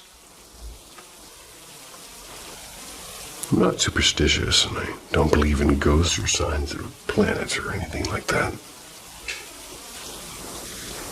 I lean on science always, and yet I can't shake the feeling of being watched. Headaches settle in behind my eyes, and I hesitate before stepping into a room, half expecting a figure waiting to be in the corner. My father admits he feels uneasy too, something he hasn't felt since I moved out years ago. Whatever's happening, it began this thing only when I came back. I don't know if the cause is in the wood or the soil or something older. But every night, the house seems to lean closer and listening, ready to knock again.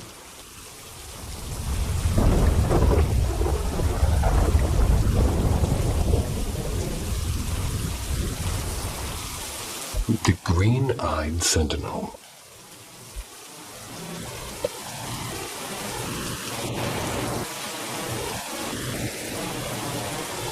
It happened a few years back, yet every detail still burns bright in my memory. Explaining it feels impossible, but I know it was real.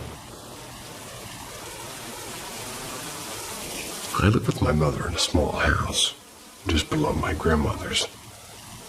And that evening, I was heading out to meet a friend that had already called a ride. I climbed the narrow staircase and waited at the hallway just to... It's this one that sort of opens into the street, and I was leaning casually against the wall with my phone in my hand. My mother has always been quietly devout, not fanatical, just steadfast. She prays over the house and for her children, for every grandchild, a habit as natural as breathing. From where I stood, I heard her voice low and kind of commanding. It was curious. I edged closer to the stairwell to listen. And at first, she prayed for protection, which is pretty ordinary and comforting. But then, her voice changed and sharpened with authority, and she began rebuking something unseen, insisting that every trace of darkness leave her home. And that's when my dog was bounding up the stairs. Not frightened, not trembling, but urgent. She pressed against me, nudging me back, and her eyes were fierce, as if she knew something I didn't. I turned on my phone's flashlight.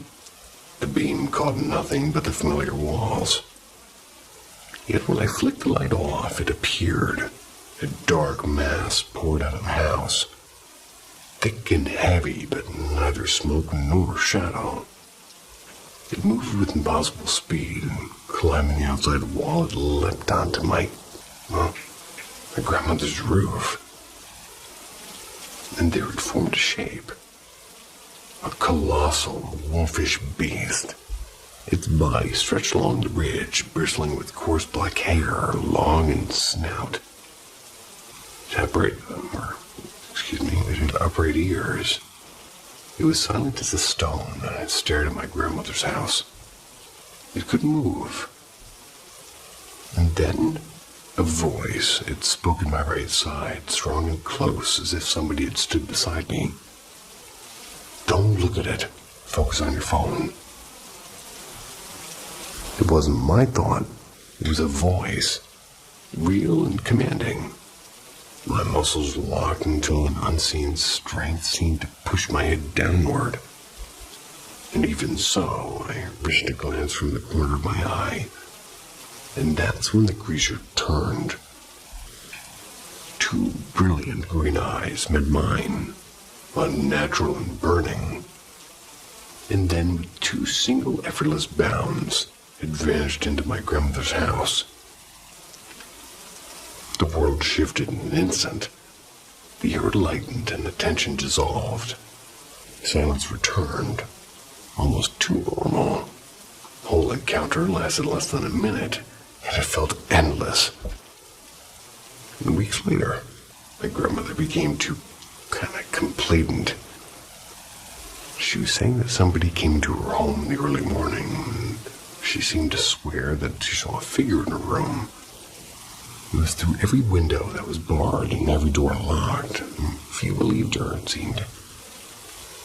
Until one night, she whispered to me that she saw a green eye. Well, actually plural, in the eyes. They glowed beneath the television, watching as she and my grandfather slept. And not long after, the grandfather's mind began to slip into dementia. He passed away within a year, and my grandmother now lives with advanced Alzheimer's, and her memories are now sort of like a shoreline after a storm. I still don't know what the thing was, but I know what I witnessed, and I know what I heard, and I know what beyond a doubt was something or someone that shielded me from that night.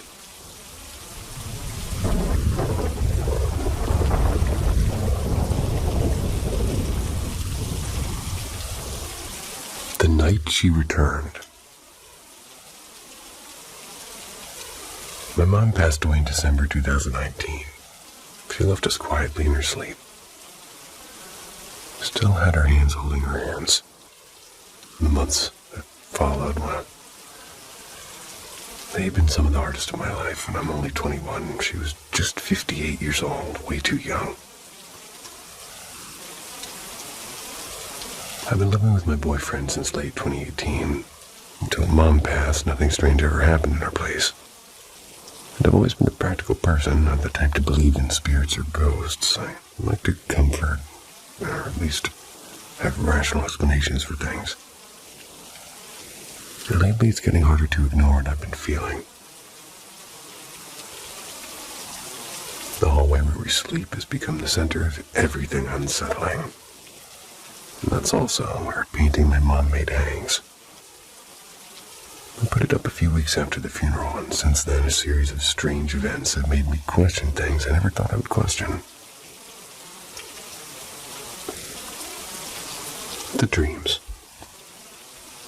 It began with dreams, sharp, vivid, and cruelly deceptive.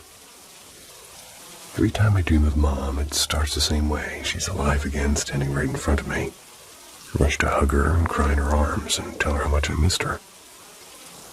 The warmth in those moments feels real, almost painfully so. But then something shifts. A cold understanding seeps in. She's not supposed to be here. And that's when her face begins to change. Sometimes it twists like wet clay being molded by invisible hands. Sometimes it hardens into something that isn't human. And every single time her expression turns furious, as if she knows I've figured out it's not really her. The dream collapses into a nightmare and I wake up gasping, too terrified to fall back asleep. The hallway door. One evening I'm telling my boyfriend about how overwhelmed I felt, even dared to speak of my mom in frustration. The hallway door creaked open on its own, and at first we laughed nervously, and I shouted half joking, "Okay, Mom, enough." And then silence. The door froze mid-creak, and the timing was too perfect.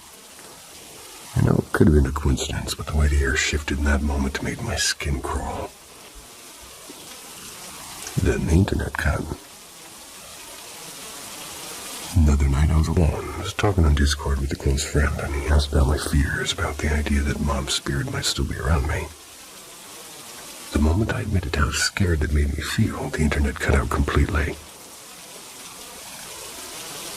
Our connection is usually flawless. No outages, no random drops, but right at that second, total blackout. A few minutes later, everything came back as if nothing happened. Rationally, yes, it could have been a fluke. Emotionally, it just didn't feel like one. The night that changed everything. A few nights ago, another dream. It began beautifully. Mom's arms around me and her smile, the smell of her perfume, and it felt too real. But again, that quiet moment shattered and I realized she wasn't supposed to be there. Her face was inches from mine when it started to shift, like soft wax melting, and I could feel my own breath catching. I woke up instantly. My heart was hammering, and I lay in bed frozen, terrified to close my eyes again. And every time I almost drifted off, my body jolted me awake as if warning me not to let the dream return. When I finally slept, in the early morning, my boyfriend had already left for work, and then I felt it. Someone standing right next to me, not in the dream, but in the room. A heavy, undeniable presence. My body woke me before my eyes did. When I sat up, the room was empty, but I swear something was there breathing down my neck. And this isn't the first time. A few months back, I once woke to see a gray, static figure hovering near my bed, and I brushed it off as sleep paralysis then, but now I'm not quite so sure. Living with the fear. I know these might sound like small, disconnected incidents to someone else, but my gut tells me something is wrong. And in that hallway, I constantly feel like I'm being watched. Even walking to the bathroom at night makes my heart race. My boyfriend, who doesn't believe in anything supernatural, has experienced nothing. He always offers logical explanations. Creaky wood, bad connection, or nightmares, and maybe he's right. Hard to stay calm when you're the one feeling it breathe down your neck. I don't know if it's really my mom or something pretending to be here, or I guess I just know that it doesn't want me to see through it. I'm gonna go see a psychologist soon to deal with the nightmares, but no therapist can tell me what's walking through my hallway at night.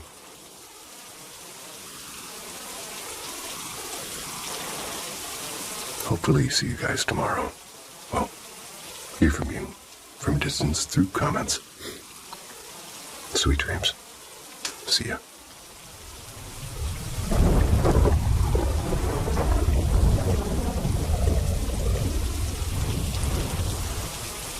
Greetings, believers in the extraordinary from Paranormal M. Prepare to question everything as you subscribe and enable notifications to keep up with our latest mind-bending stories. Enjoy the mystery. Story number 1, The Bro Fairies. This story may come across as silly or likely a very normal scenario, witnessed under the guise of a drunken young man. So I apologize ahead of time for the length and potential lacking payoff. I moved to California for the first time as a 19-year-old, and less than a few months later, I was 20 when celebrating one of my best friend from college's 21st birthday. We graduated around the same time, and got our first industry jobs in the same studio, so for a celebration all we did was share a bottle of Captain by a crappy apartment pool. We've never laughed more. By the way, I don't condone drinking heavily, nor carelessly, but I was a dumb kid. It was an unopened bottle, but the two of us started fading in and out of consciousness way too early on, like second shot early, and realized right away that something was up. Now, even though we recognized this, we were both pretty underexperienced with drinking and figured maybe our tolerance was just whack. I remember a handful of blips from before I made it safely back into my apartment. Mindlessly scrolling Tinder, my body just kind of feeling sick, and was going to my place and crash on the couch. Me explaining that I was going to go stay outside a bit longer, and finally what I refer to as the Bro Fairies. 3 young men, close to my age, in a way reminded me of myself, wearing matching garments of clothing in different colors, tank tops, shorts, and baseball caps. 1 green, 1 blue, and 1 pink. I can't at all recall their faces, but I do remember them helping me up off the ground after I must have blacked out by the pool and helping me up the stairs to my apartment door. They brought me the last of my liquor and said, "Thank you," in a sincere, albeit stumbling fashion. My college buddy was passed out on the couch, and I stumbled to the bedroom. The next morning, I regaled him of the 3 helpful gentlemen, and he couldn't help but comment how bizarre their description was, and if I was sure I hadn't dreamed it, even though we both blacked out from the alcohol. I know they were very real, and did me a great service. I'm sorry if this is long-winded, but I've always thought back on how helpful they were. And I've since dubbed them my Bro Fairies.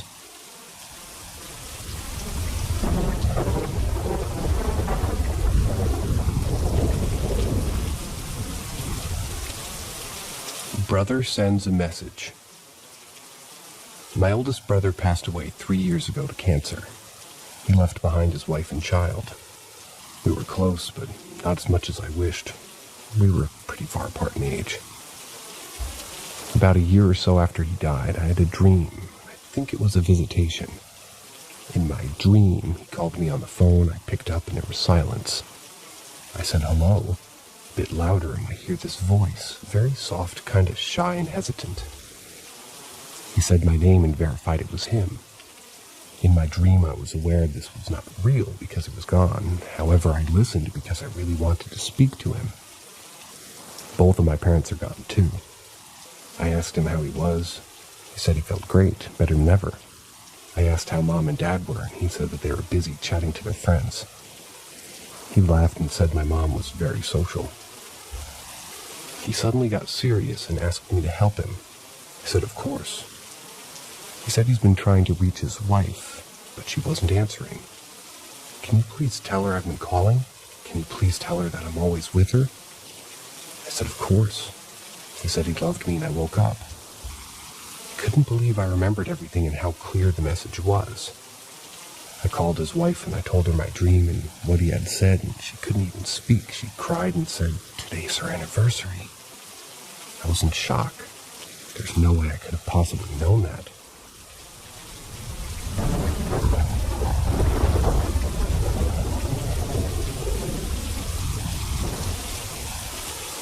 A woman doing laundry.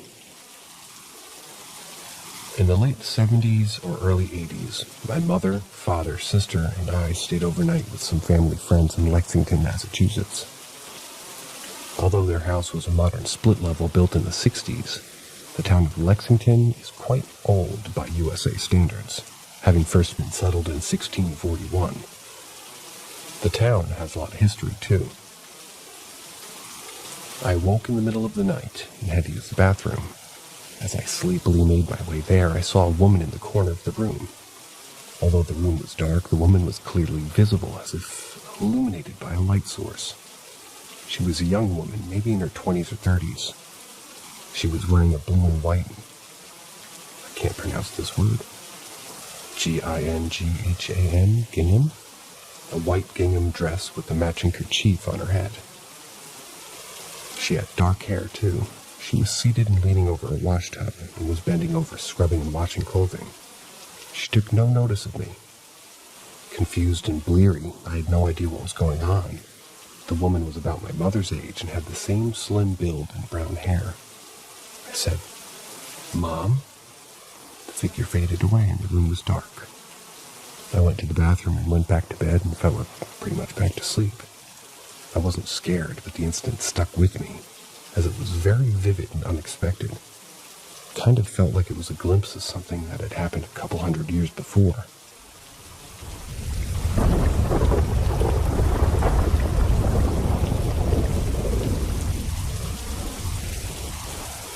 Four paranormal encounters at my grandparents' house.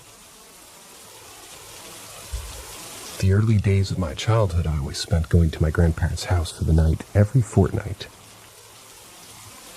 The house is very large and spacious. It has an open staircase with no floor above it, so the main room on the top floor essentially has the center of it missing. 1990s. My mother lived there for most of her childhood as well. I never recalled seeing anything strange. Until one night, when she was sat in the living room by herself with the fire going. She may have been tired as she was laid on the sofa at night, but she recalled one thing. Whispering. She never told me what she was being told. All she knew was that it was coming from the fire, and that the whistling was human or human-like. 2006. This next encounter was from my sister, when she was extremely young. She was at the main hall on the bottom floor of my parents' house with my grandma and grandmother. My grandma and mother. My grandma and my mother were talking, which possibly would have been boring to a child her age, so she most likely started wandering around as they chatted. However, an extreme enigma was created, as when she entered the dining room, she saw two people sitting on the radiator, a man and a woman wearing modern clothing. My grandmother didn't know these people at all, and her family never knew anyone that these people could have been, so I dubbed them ghosts. 2018, my encounter. This was probably the most reliable and jaw-dropping of the stories. As I was getting ready for bed at my grandparents', I walked over to the bathroom, and right next to my room to brush my teeth. As I stood at my doorway, I saw a man in a black suit with no face. He stared at me for enough seconds and seemed translucent, but I just knew it wasn't my imagination as he was there, and I tried to imagine him not being there, to which he stayed. After seconds, he disappeared, and I simply thought I was tired and my brain was tricking me. 1970s to 1990s. I never asked the date. The next morning, as I was curious, I asked my grandmother if she had seen any ghosts at the house, to which she responded that one night she came back from the bar early and went straight to bed with the door open. She then described to me seeing a man standing at the door with a black suit, a blank face, and this time, a top hat.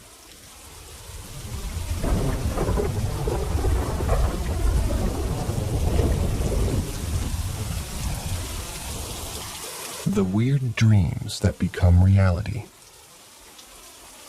I'm 21, and since I was a kid, I always suffered from insomnia. And every time I sleep, I have terrible nightmares. Sometimes I dream of things that'll happen in the future with extreme precision. I used to write about the future in some notes, and when those things happen, I show my friends. They always get scared with the precision of the facts. But the point here isn't that. I'm here to share some of my nightmares with weird creatures, and sometimes they come to reality. I remember that I had a dream that I tried to fight a putrid creature that feeds on sadness and depression. That weird creature looks like an old putrid man with pure gray skin. Sneaks into the house and attacks you while you're sleeping. This creature can hide anywhere. Doesn't matter the size of the place, somehow he fits there. 2 nights after I had this dream, I was alone with my girlfriend watching TV in my room. And then I looked at the window, and I saw this creature, but I wasn't dreaming. I just saw it. Thought that I was getting schizophrenic due to the lack of sleep. I was pretending that there was nothing there, until my girlfriend saw the same creature in the window and starts to scream. I was just telling her to calm down, and the creature suddenly disappeared, just like a smoke in the air.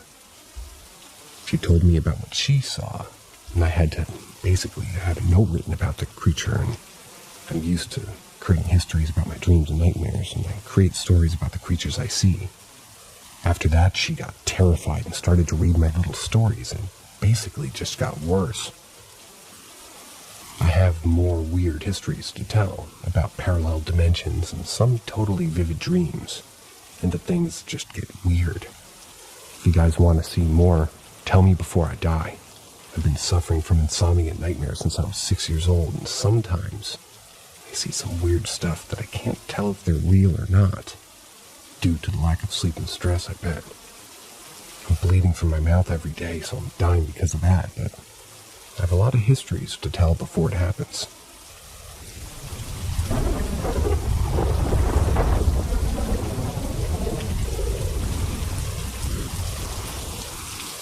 Weird little creatures playing beside my bed. I've experienced a lot of paranormal activities in my life. And that one happened 15 years ago when I was 7. On the weekend, I used to visit my grandparents. They live in an old house not so far from where I lived that time. I remember that I've heard kids playing a game before I enter my grandparents' home, so I thought that were my cousins. When I got inside, I saw that none of my cousins were there. I got confused and asked my grandma if she had heard something. She said that it was probably my imagination. I felt okay and didn't ask anything more. Late at night, after watching some cartoons with my grandpa, I went to sleep, and when I entered my bedroom, I felt a different sensation, like I wasn't alone. But I wasn't the kind of kid to get scared easily, so I went to sleep. And then when I was sleeping, I woke up suddenly. I heard children's voices near me, and everything was so dark I just could see some silhouette of a little-sized person or whatever it was. They were about 40 centimeters or 1.3 feet tall, and they were running and laughing. I got scared that time and I closed my eyes and started to run to the direction of my grandparents' bedroom. I told them what happened, and of course, they didn't believe me. They said that was probably just a dream. I slept with them because I was that scared. On that night, I could hear them from the other room. They were really loud, and the next morning I told my mother about that. She believed me. She said that it happened to her too. When she was young, she said that there's some kind of fairy that lived with my grandparents, and that they're somehow trapped there. And also only kids could see them, by the way. She also said that when she was younger, she used to leave candies to them. So, they don't disturb you to sleep at night. And the other night, I did it, and I haven't heard anything anymore.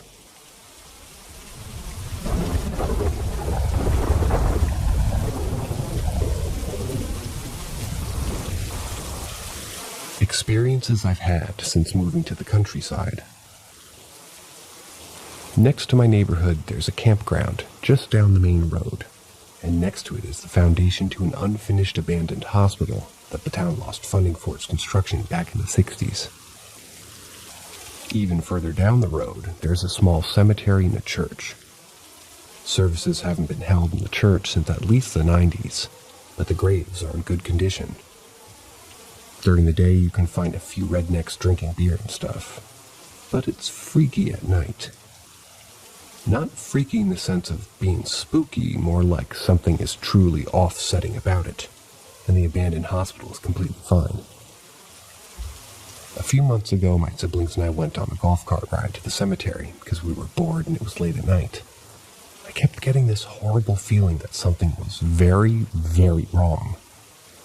Like something, not a physical being, was screaming at us to leave. Then we noticed there was no sound of wildlife at all, which made them kind of uneasy, but I was freaking out. Then we heard whistling out of nowhere directly in our ears, almost like someone was directly whistling into them. No one goes to the cemetery at night, and this made them start panicking and made me almost pass out, and needless to say, we drove back home as fast as we could. We all fell asleep on the couch. Later that night, I had a horrible sleep paralysis episode, and I later came to find out that my mom, who knew nothing about the late night activities, also had a sleep paralysis episode that night. We never drove past that graveyard ever again, even during the day. Another one I have is one that I experienced with my two friends, Sam and Haley. We were going to visit another friend, Maddie. This happened around 3 years ago. She lived at the end of a long stretch of dirt road with about 2 to 3 houses on it, and Sam lived in town, just a ways off. The road was on the outskirts of town, not the same one I lived in, but was nearby. I wouldn't even consider it a town, since all it had was literally just a post office and a convenience store. The plan that we had going was that we were going to walk down that road, visit Maddie, and walk back to Sam's house and spend the night. Maddie lived with her abusive dad, and he would have never let us spend the night. It was already a stretch visiting her, but we decided to anyway. We hung out, and after a few hours, Maddie's dad told us to leave. So we did. It was extremely dark out, and we were already kind of put off. We started walking, and all of us slowly began to feel this ever-pervasive sense that something was watching us. Then we heard whispers mixed with the troubled breathing and footsteps. It sounded like something was dragging along the road, and there was multiples of them. We'd all fling our heads back, but there was nothing, and it'd stop for a while, but would come back even louder, almost to the point where it was literally right behind us. We began to feel this sense of pure, raw malice. I don't remember what the time was, but we felt as if we didn't get off that road within 5 minutes, something horrible was going to happen. So we all started running as fast as we could. The footsteps began to turn into sprinting, and the breathing, and there was more of them. But we quickly made it back into town and walked to Sam's. The rest of the night at Sam's was uneventful. Another thing about that road is that it always felt off, even during the daytime. I had been to Maddie's house before then a couple of times and explored the woods around her house as well. The road always littered with dead animals, either skinned or had big gashes in the middle of them. There'd be a section of the forest that felt extremely off. We found 3 skinned rabbits laying in the middle of a clearing in the woods in a circle of the rocks. Haley, Sam, and I never went to Maddie's house again, but we still talked to each other, and Maddie moved about 5 months after that. I looked up the town that both of them lived in and still live in, and the first thing that popped up were numerous articles about the 2 girls being murdered by a man near the abandoned train tracks around the town. I don't know if the entities drove the man to do it, or if they were already attached to the town before it took place, or if the entities appeared afterwards.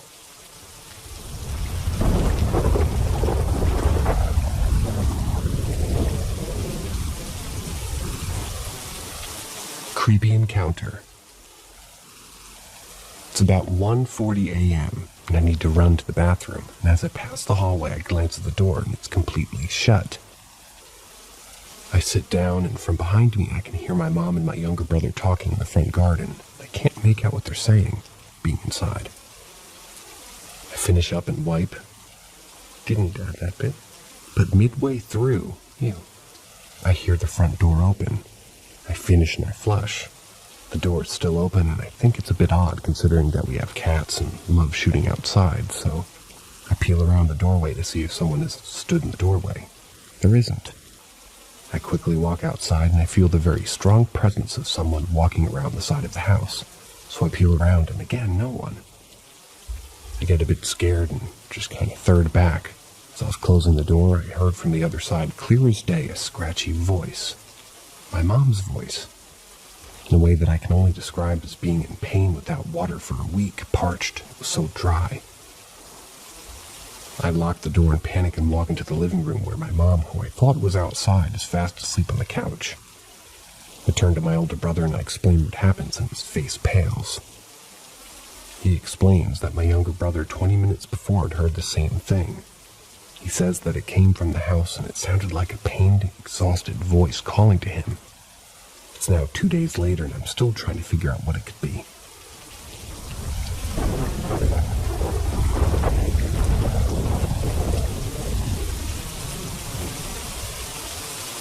Dad's goodbye. My father died at the age of 72. I had just turned 30. My parents were in their mid-40s when I was born. No small feat for the late 60s. Dad was healthy and active and had the blood pressure and cholesterol of a 25-year-old. He was a World War II vet who enlisted in the Navy illegally at 16, retiring from service at 39 as a chief boatswain's mate. Ever heard that term, chief boatswain's mate? One of those two, I hope.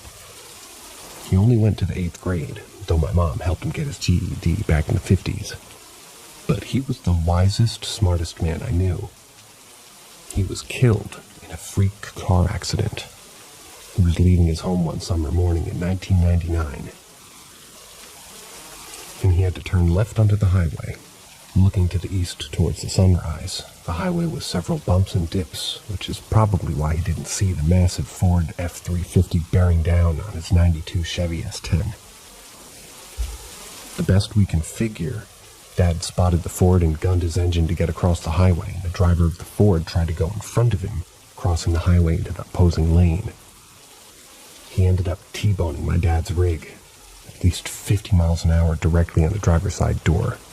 His little truck was knocked close to 100 yards into a field. The tough old SOB had his aorta literally severed among other catastrophic injuries, but still managed to live another 6 hours before finally giving up the ghost after the surgery. My first words when my brother told me how he died were, "That's impossible. Superman can't die in a car wreck." But he did. See, Dad and I would typically talk about once a week.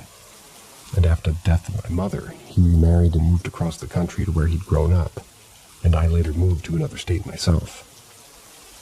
It would typically be Sunday mornings, and we'd chat for 20 minutes or half an hour, whatever was going on in the world.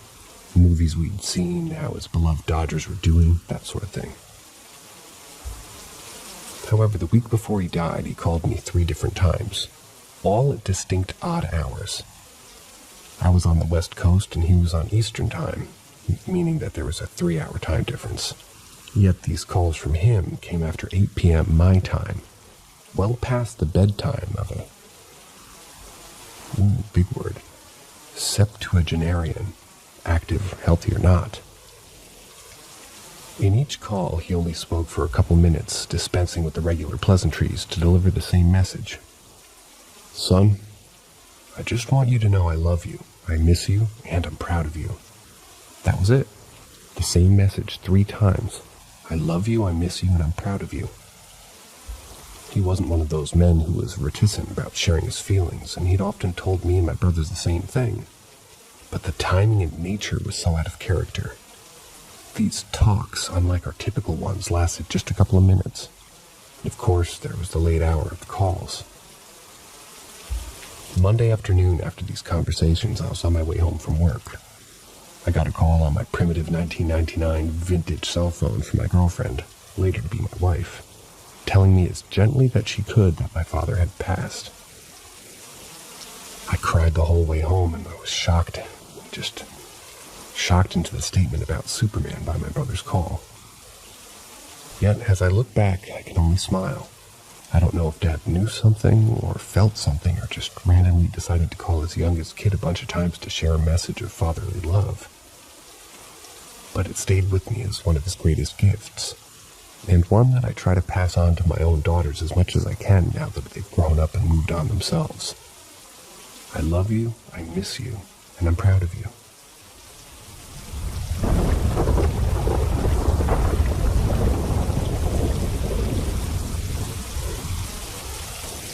Story number 10. Someone's at the door. It was around 2009, and my sister was 15 and I was 9. Shut up, Echo. My mom had dropped her off at a friend's house for a little get-together. While being there, they told me that they decided to invite some more people over.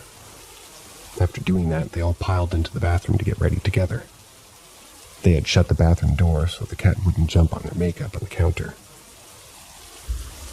While in the bathroom, the doorknob had started to jiggle. They laughed it off as they thought someone had arrived early and was playing games with them. Now, my sister wasn't a believer in the paranormal until that night. They opened up the door and no one was there. They shrugged it off and shut the door again. Well, not even a minute after shutting the door, someone started to pound very aggressively on it. Completely freaked out, they locked the door and screamed, "Go away!" The pounding got louder and harder to the point that it was shaking the door. My sister said that her friend was convinced it was someone messing with them. So very swiftly, she unlocked and swung open the door. No one was there. Completely freaked out, my sister had called my mom to pick her up. I went with, and when we arrived to get her, she ran into the car crying, telling her mom to get me out of here. She was completely freaked out and didn't say anything else the whole ride home. When we got home, I followed her to her room to ask what was wrong. And that's when she told me what had happened. Now, I didn't believe her at first. I mean, she's my older sister and she likes to play tricks on me. Seeing how freaked out she was, though, and how she never believed in ghosts until this changed my mind.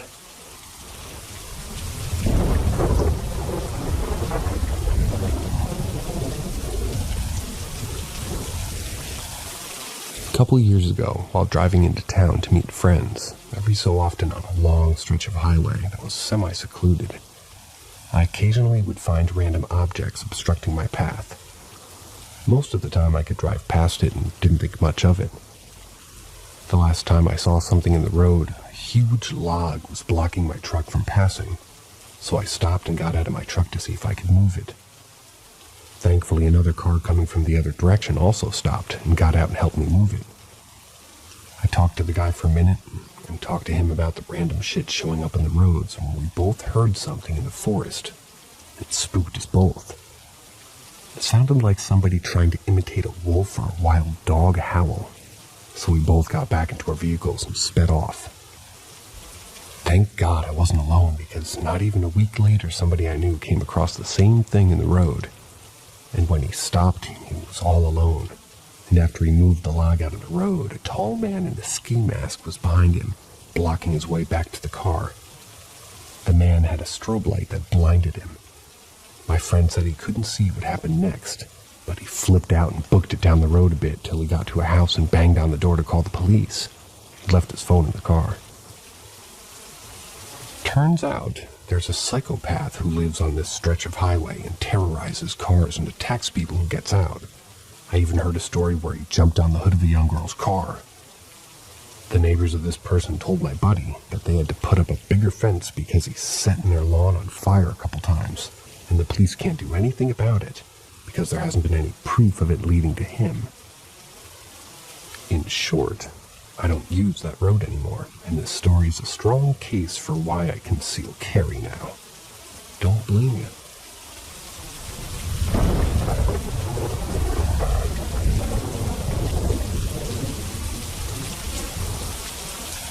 Ask Reddit. When I was 13, I had to go live with one of my older brothers because my dad had passed away and my mom had a nervous breakdown. My brother and his wife were renting a house, and it was sketchy from day one. They put me in a room farthest from theirs, and this room was always cold. Heat up on 90, and the register hot enough to burn you, and you could exhale and see your breath. Things would just disappear for days and show up in a different spot later on. A couple of times my brother woke up to someone standing in the doorway to his bedroom. But when he would check to see if I was sleepwalking, I was asleep in bed. The door to the room I was in would just not open sometimes. There was always anxiety in the air and you could feel it wasn't right. Just weird feeling shit. Excuse the expletive. The wood paneling in my room had changing patterns. Never had a mosquito or a fly or any kind of insect ever in the room, and we're talking a house backed with a swampy bush. My brother got 2 German Shepherds from a friend of his. One was trained for personal protection, so pretty fearless. But still a good dog, friendly to people in the family and used to being in the house. But man, not this house. You couldn't get that dog to enter the house at all. This dog that could take down a full-grown man would whimper and cry like a puppy who didn't know what walking on a leash was. It was surreal, man. This dog was scared of nothing and was strong, real strong.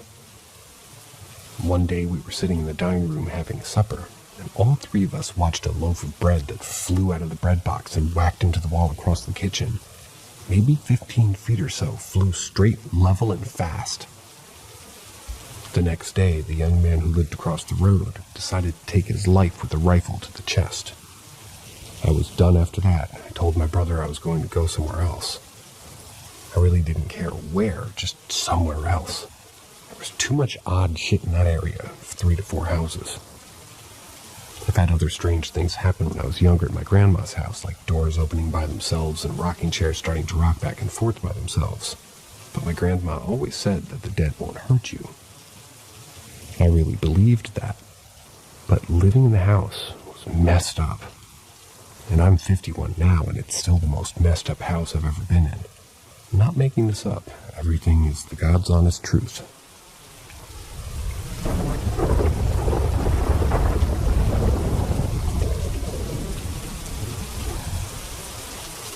My TV was possessed.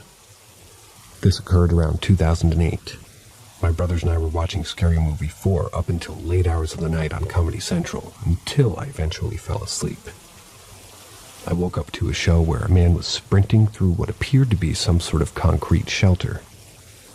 I couldn't see most of his surroundings because it was pitch black dark. All I could see was where his flashlight was shining. I remember the man screaming, "Oh my God, oh my God, oh my God, oh my God." He eventually found himself in a 4-way junction. Or maybe a larger room, it's hard to remember. I do remember shadows swiftly moving around the guy and eventually surrounding him.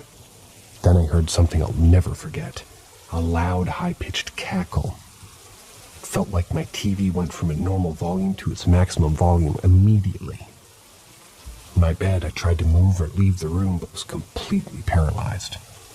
I looked around and saw shadows darting across the lower half of the walls by the TV in the corner of the room. Fortunately, I was able to pull the sheets over my head as the cackling continued. After what felt like an eternity, I gained the courage to crawl out of the corner of the bed, hitting the ground. I then crawled to the door, where I saw my dad with a Bible in his hand. I immediately regained my strength, and I was able to finally sprint out of the room into our kitchen. Crying, I told him that I thought my older brother was pranking me, which made my dad very angry. However, as he went into the room to turn in the light, I saw him pause. In my life, even now, 10 years later, I've never seen my dad frightened, except for this moment. He just stopped. Out of curiosity, I peeked from behind my dad and saw that the TV had the show Family Matters on, with the family hugging each other. It wasn't until years later that my dad told me his side of the story. He was reading the Bible in the middle of the night since he couldn't sleep. He heard a TV getting very loud, so he decided to turn it off. When he entered the room, he actually saw 2 cops in a cop car. One of the cops had no skin, just raw muscle. That cop had a giant grin on his face, turning over to smile at my dad until he saw the Bible in his hand. The cop seemed to immediately become terrified, and then the channel changed.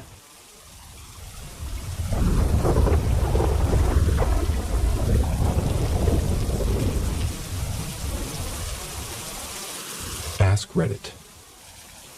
I may have written about this in the past, but it's relevant here. I feel like I have a time traveler looking out for me. I've joked around that I became gay and he's my future husband trying to keep me from dying. Maybe he's like a low-stakes Terminator sent to protect me. I was a latchkey kid, and this would have been early mid-90s, home alone. Made eggs, was watching cartoons. It's probably like 6 or 7 p.m. in the summer, so the sun's still out. Doorbell rings. I go open it, it's a black man in running clothes. I only mention his race because there are very few black people where I live. He's younger, I'd say maybe mid-30s, and in shape. He's jogging in place and politely asking for a glass of water. Well, I'm like 7 or 8 years old and I invite this man into the house. No one else here. Show him to the kitchen, he grabs a glass, fills it up, guzzles it down. He pauses after drinking, holding the empty glass near his face. He smelled gas from the stove. I must have bumped one of the other burners or something when I made eggs because the stove was leaking gas. He turned the burner off and said the gas was on. He thanked me and left after that. Then another time when I was probably 14, before I could drive, I left my girlfriend's house. It was snowing heavy but calm. About halfway home, the wind really picked up and was basically blizzard conditions, but at no point did I feel like I was in danger. It looked worse than it was, and I was a few minutes from my house. I hear a car horn and there's a car next to me going slow. It's a black man. Again, these rare majestic people where I live. He has his window rolled down and he says, "Come on, I'll give you a ride home." I said, "No thanks, I'm good." He continued to drive slowly behind me, his eyes darting between me and the road. I didn't feel in danger, I didn't feel like he was pulling anything funny, but what struck me was how familiar he seemed, and the tone of his voice made me feel like he knew me. The only reason I declined was because I was trying to be a tough guy. Eventually he goes, "Okay, if you're sure you'll be okay." And I said, "Yeah, it's not that bad." He drove off. I got home okay, no frostbite.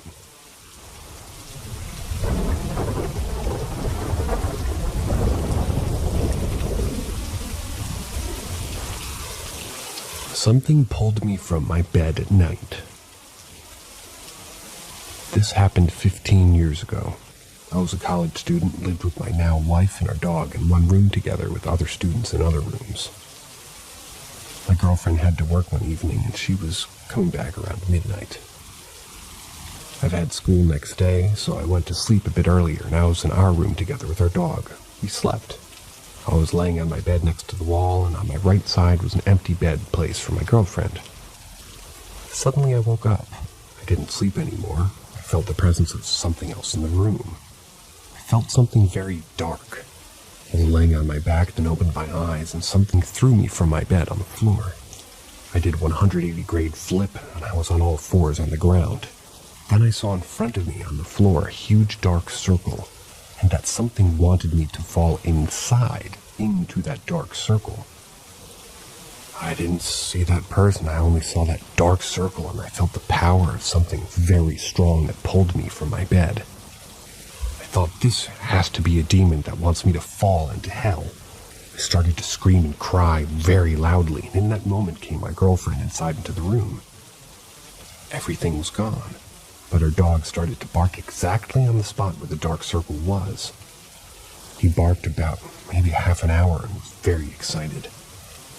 This is absolutely true, but it was no dreams. I can remember everything, and I was 100% awake at the time. I didn't do any drugs or alcohol. I've had no bruises and scratches, or rather, I've had bruises and scratches on my body. There's no way that I could alone jump from my bed place, laying on my back over one empty bed, and on the end of this writing is brutal, and on all fours without help. Sorry, my English. Apology taken. This scared my ass off, and it's only 100% true. Maybe something wanted me to do sins in my life and fall into that hole, which meant hell for me. That was the scariest thing that ever happened. I became very religious after that.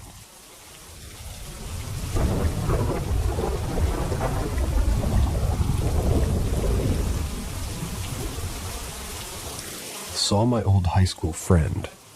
Turns out he passed last December. To give some backstory, this person and I had a few connections while he was still alive. We went to high school together, did a club together for a brief time. And then we did hook up at one point in my very early 20s. We're early 30s now. After that, we hadn't spoken or seen each other for around 10 years.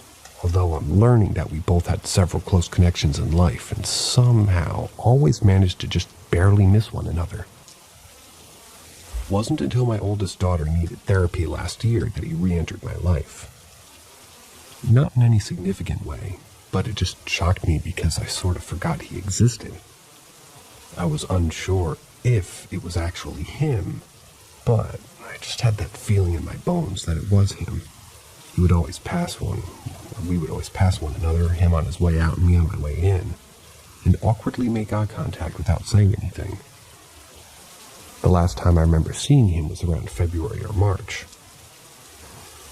I admit, it's been a few months since I've seen him, but color me shocked when I was scrolling through Facebook on Sunday and saw an old post on a friend's page that spoke about his death.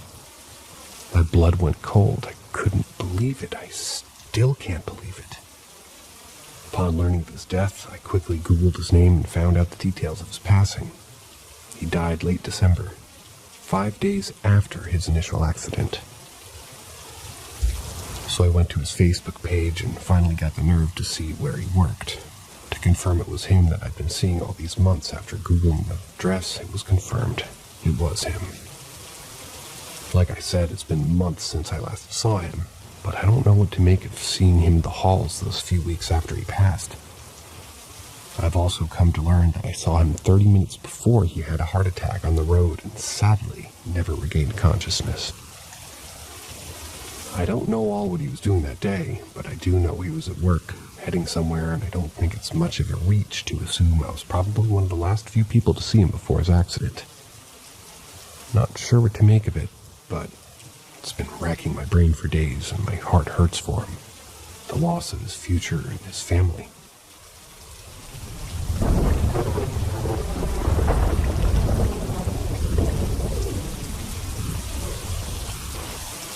Ask Reddit. Was at my grandpa-in-law's cemetery. I had just gotten into my first huge ever fight with my husband. His grandpa became my father figure in the short time he was in my life. So I went to his grave and I talked to him and told him I was upset and why. I needed help. Our family tradition is to always clean it up, the whole thing.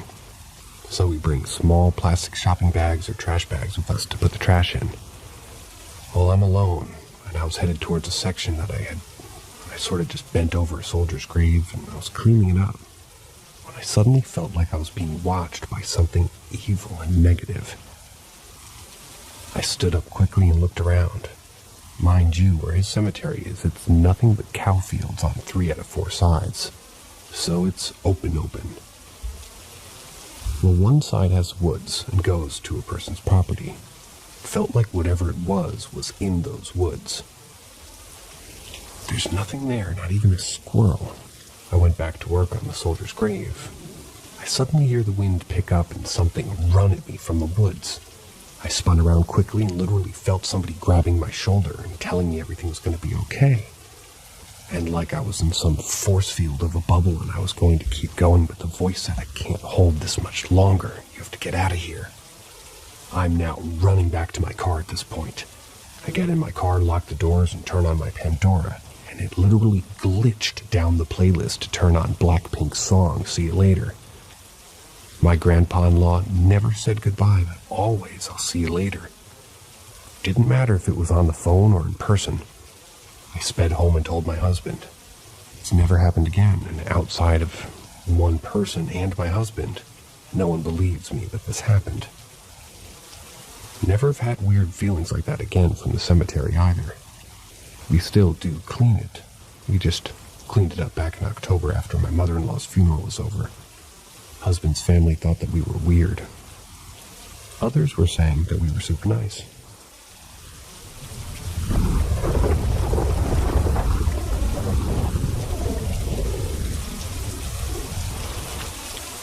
I woke up at 4 a.m. and felt like there was an evil presence in the house. To give some background last night, it was my birthday. My girlfriend and I went to her apartment after some drinks. She has one other roommate who was not there at the time. When we got there, everything was fine, felt like normal.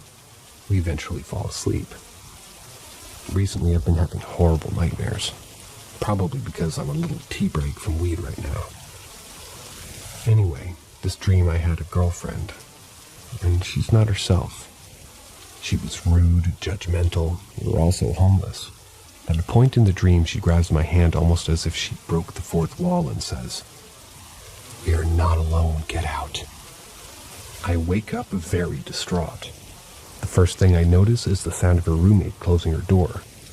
My girlfriend was already awake and it was about 4:30 a.m. I ask her to check her roommate's location because they're close friends. She has access to that. So her roommate turned out to be there, and we brushed it off as just getting to work. So we're laying there in silence. It's when I start to notice things a bit odd. Everything was dead silent. The room itself somehow felt and looked different. The shadows and the lighting of the room were strange. Granted, I've never been up at 4:30. It was just different. And this is when I started to really freak out. Every alarm bell in my mind was going off telling me to go outside to get out. The room felt like it was closing in. To try and calm myself down, I ask my girlfriend if she's okay, and she says no. And she says something feels very wrong. I feel like I'm being watched. That statement alone put the fear in me I've never felt. I told her I feel the same way. I get out of bed trying to rationalize what's happening, and I'm thinking maybe it's just a nightmare, and maybe she's just freaking out a bit and we're playing into a narrative because we have some anxiety. My mind was not letting me buy it. My mind saying, no, this is different. You need to leave right now. I go into the living room. The first thing I notice is that it's very hot, very hot. And it's not a shock that we live in a state where it gets very, very hot, but this time it felt like somebody left the oven on, like heat was generating in the room. Standing in the living room, it felt like I was being watched by someone or something much bigger and evil than me. I rushed back into her room and asked if we should stay at her mom's tonight. My girlfriend was more than happy to, as she was at the verge of crying and said that she wants us to leave right now. We get dressed, grab her cat, get in the car, and drive like hell was behind us. On the way there, we discussed what happened and came to the conclusion that something was definitely very wrong, and it wasn't just one of us. We both felt like we were in danger. I'm trying to rationalize what we felt last night. We're waiting on word back from the roommate to see if she felt anything. Listen, any advice would be appreciated, spiritual or scientific. I want to know what we went through. Did somehow my dream warn me, or did we just freak ourselves out? Whatever I felt last night, though, felt it like it was bigger than any of us. My piece of scientific advice is, please add more periods and commas and such. No offense, sorry.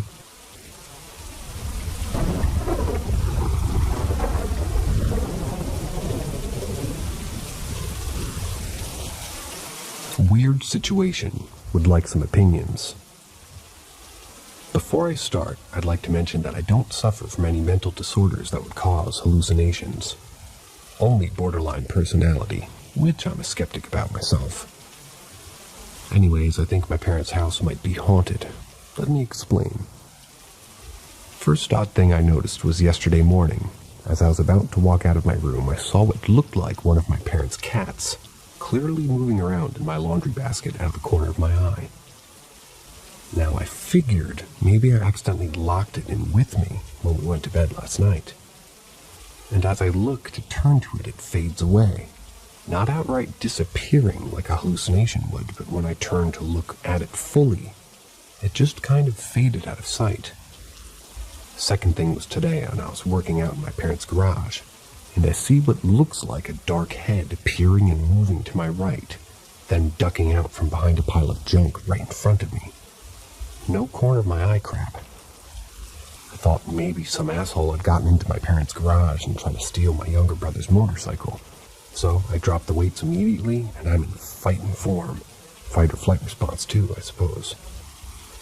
I go around the pile and look everywhere, and a person could hide, and there's nothing, nobody. For now, that's everything. Now, I need to mention a few things. I'm currently living at my parents' waiting for the lazy John Howard Society to get back to me about living arrangements. I have a cross hanging around to the left side of my bedpost, and this is where I sleep. And I try not to do this at my parents', but because I've been here for over a month, I wasn't able to fully avoid M******** patient. And it just recently crossed my mind that maybe I shouldn't be doing that with the cross hanging from my bedpost. I don't know if maybe my mind is going on me or if there's some other explanation for these occurrences, but I'd like to hear what you guys think might be going on. Edit. I forgot to add that about a week ago, just before I was about to head to bed, I heard inaudible, most likely because I wasn't paying attention, because I didn't expect it, whispers in my left ear.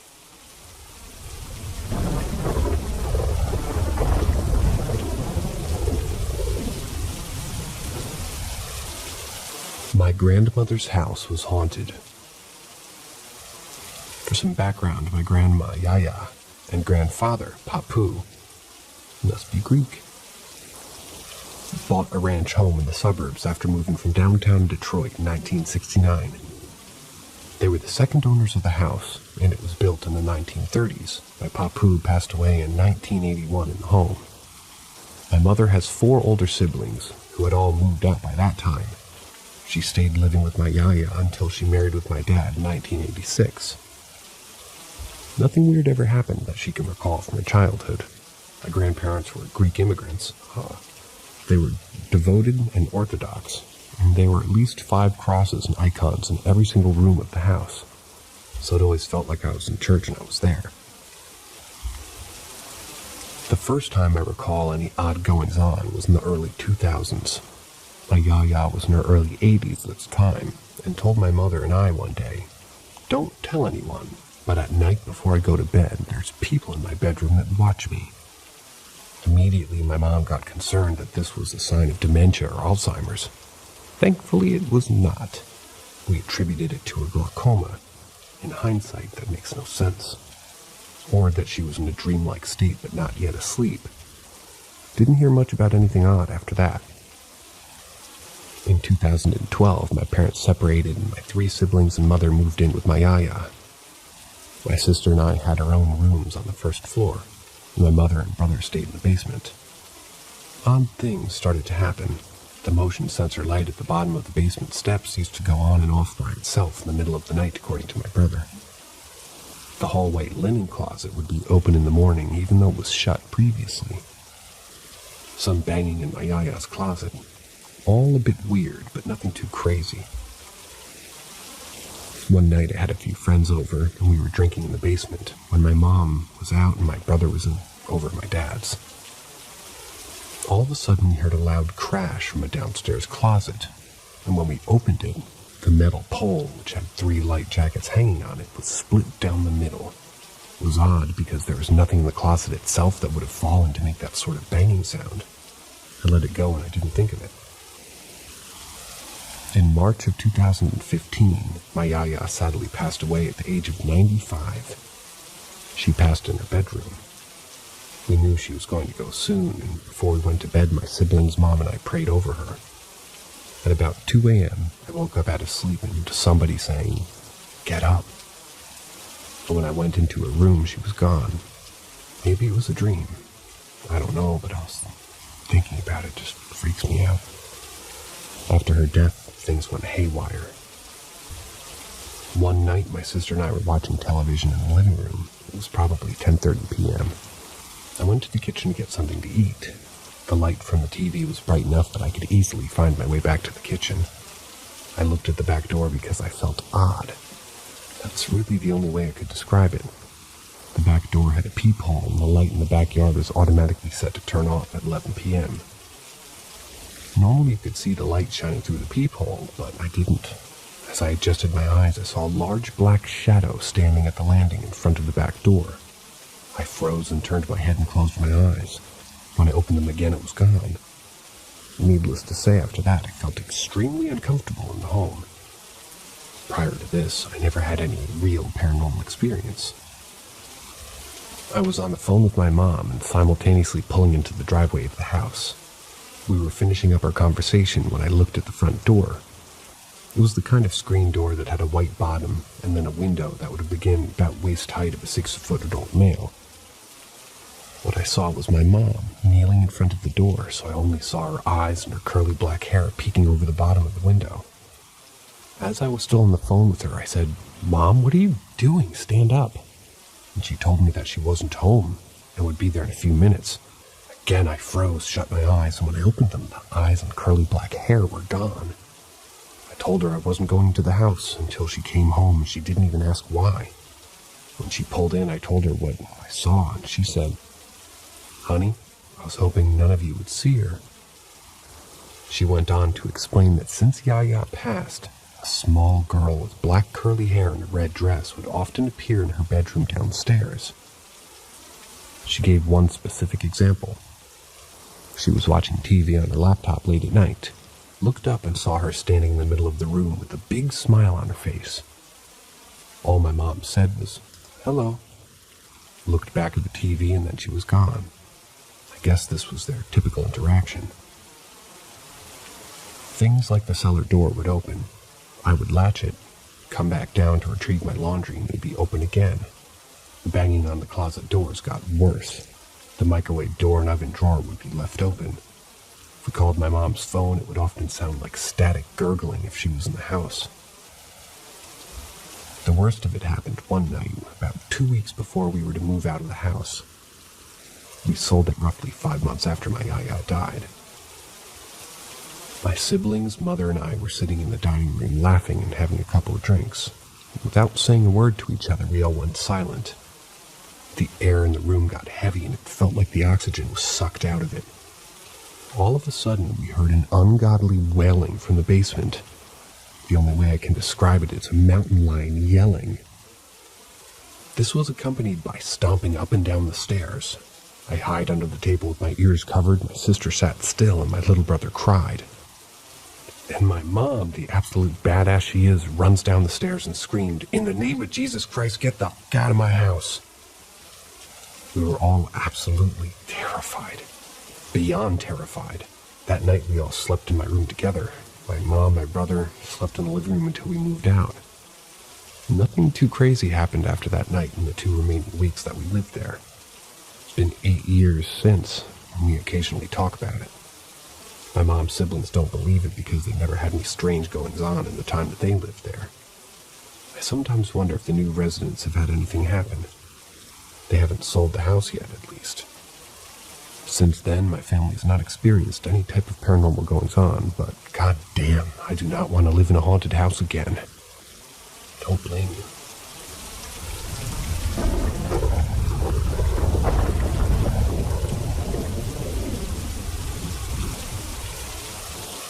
My ghost is an asshole. My house haunted, or has some kind of spirit attached to it. I even saw it one day. It was between my house and the old church next door. Thing is, I was walking between them, and it walked strangely, and it was very hunched. As I got to the end of my yard, it looked up at me, and this thing had 0 facial features. I was not impressed. Just saw it the once, though. Here's our activity. Sitting in my room with the Roku remotes on the chair beside me. My TV started switching between apps on the Roku and was even picking them from the home screen. It was weird as fuck. My little sister and I were hanging out in the basement because that's where her room is. And there was a cup sitting on the table, and as I'm sitting on the chair, I sort of talk to her, and it flies across the room like somebody threw it. We were both silent for a couple of minutes, and then she told me she finally believed me that there maybe was a haunting. Fast forward to this morning. I'm sitting in my chair by the window smoking a cig. My dog is laying on my bed, sleeping per usual. I don't have a dresser. I have a shelving unit I put folded clothes on. As I'm smoking my cigarette, admiring the beauty outside her house, I hear a loud crash. I look over and my entire shelving unit had fallen to the ground, as if somebody had pushed it. Yes, it was put together properly and has been holding up well since I purchased it 5 years ago. At first I didn't mind the ghost. It played a few other tricks like hiding things from us and sounding like children are playing and nobody's home, calling our names when no one else is around or awake, and stuff like changing channels or throwing cups. It clearly wants to make itself known. I think I'll use the law of dominion, so if it's bad, it can go away. If it isn't, I guess it can enjoy fucking up my house in the afterlife. ETA. My niece just told me a few days ago that she made a PB&J and left it on a plate in the stove while she did something else. She came back and the plate was on the floor. Nobody had been in the kitchen. She was here with me at home, and I just hide in my room.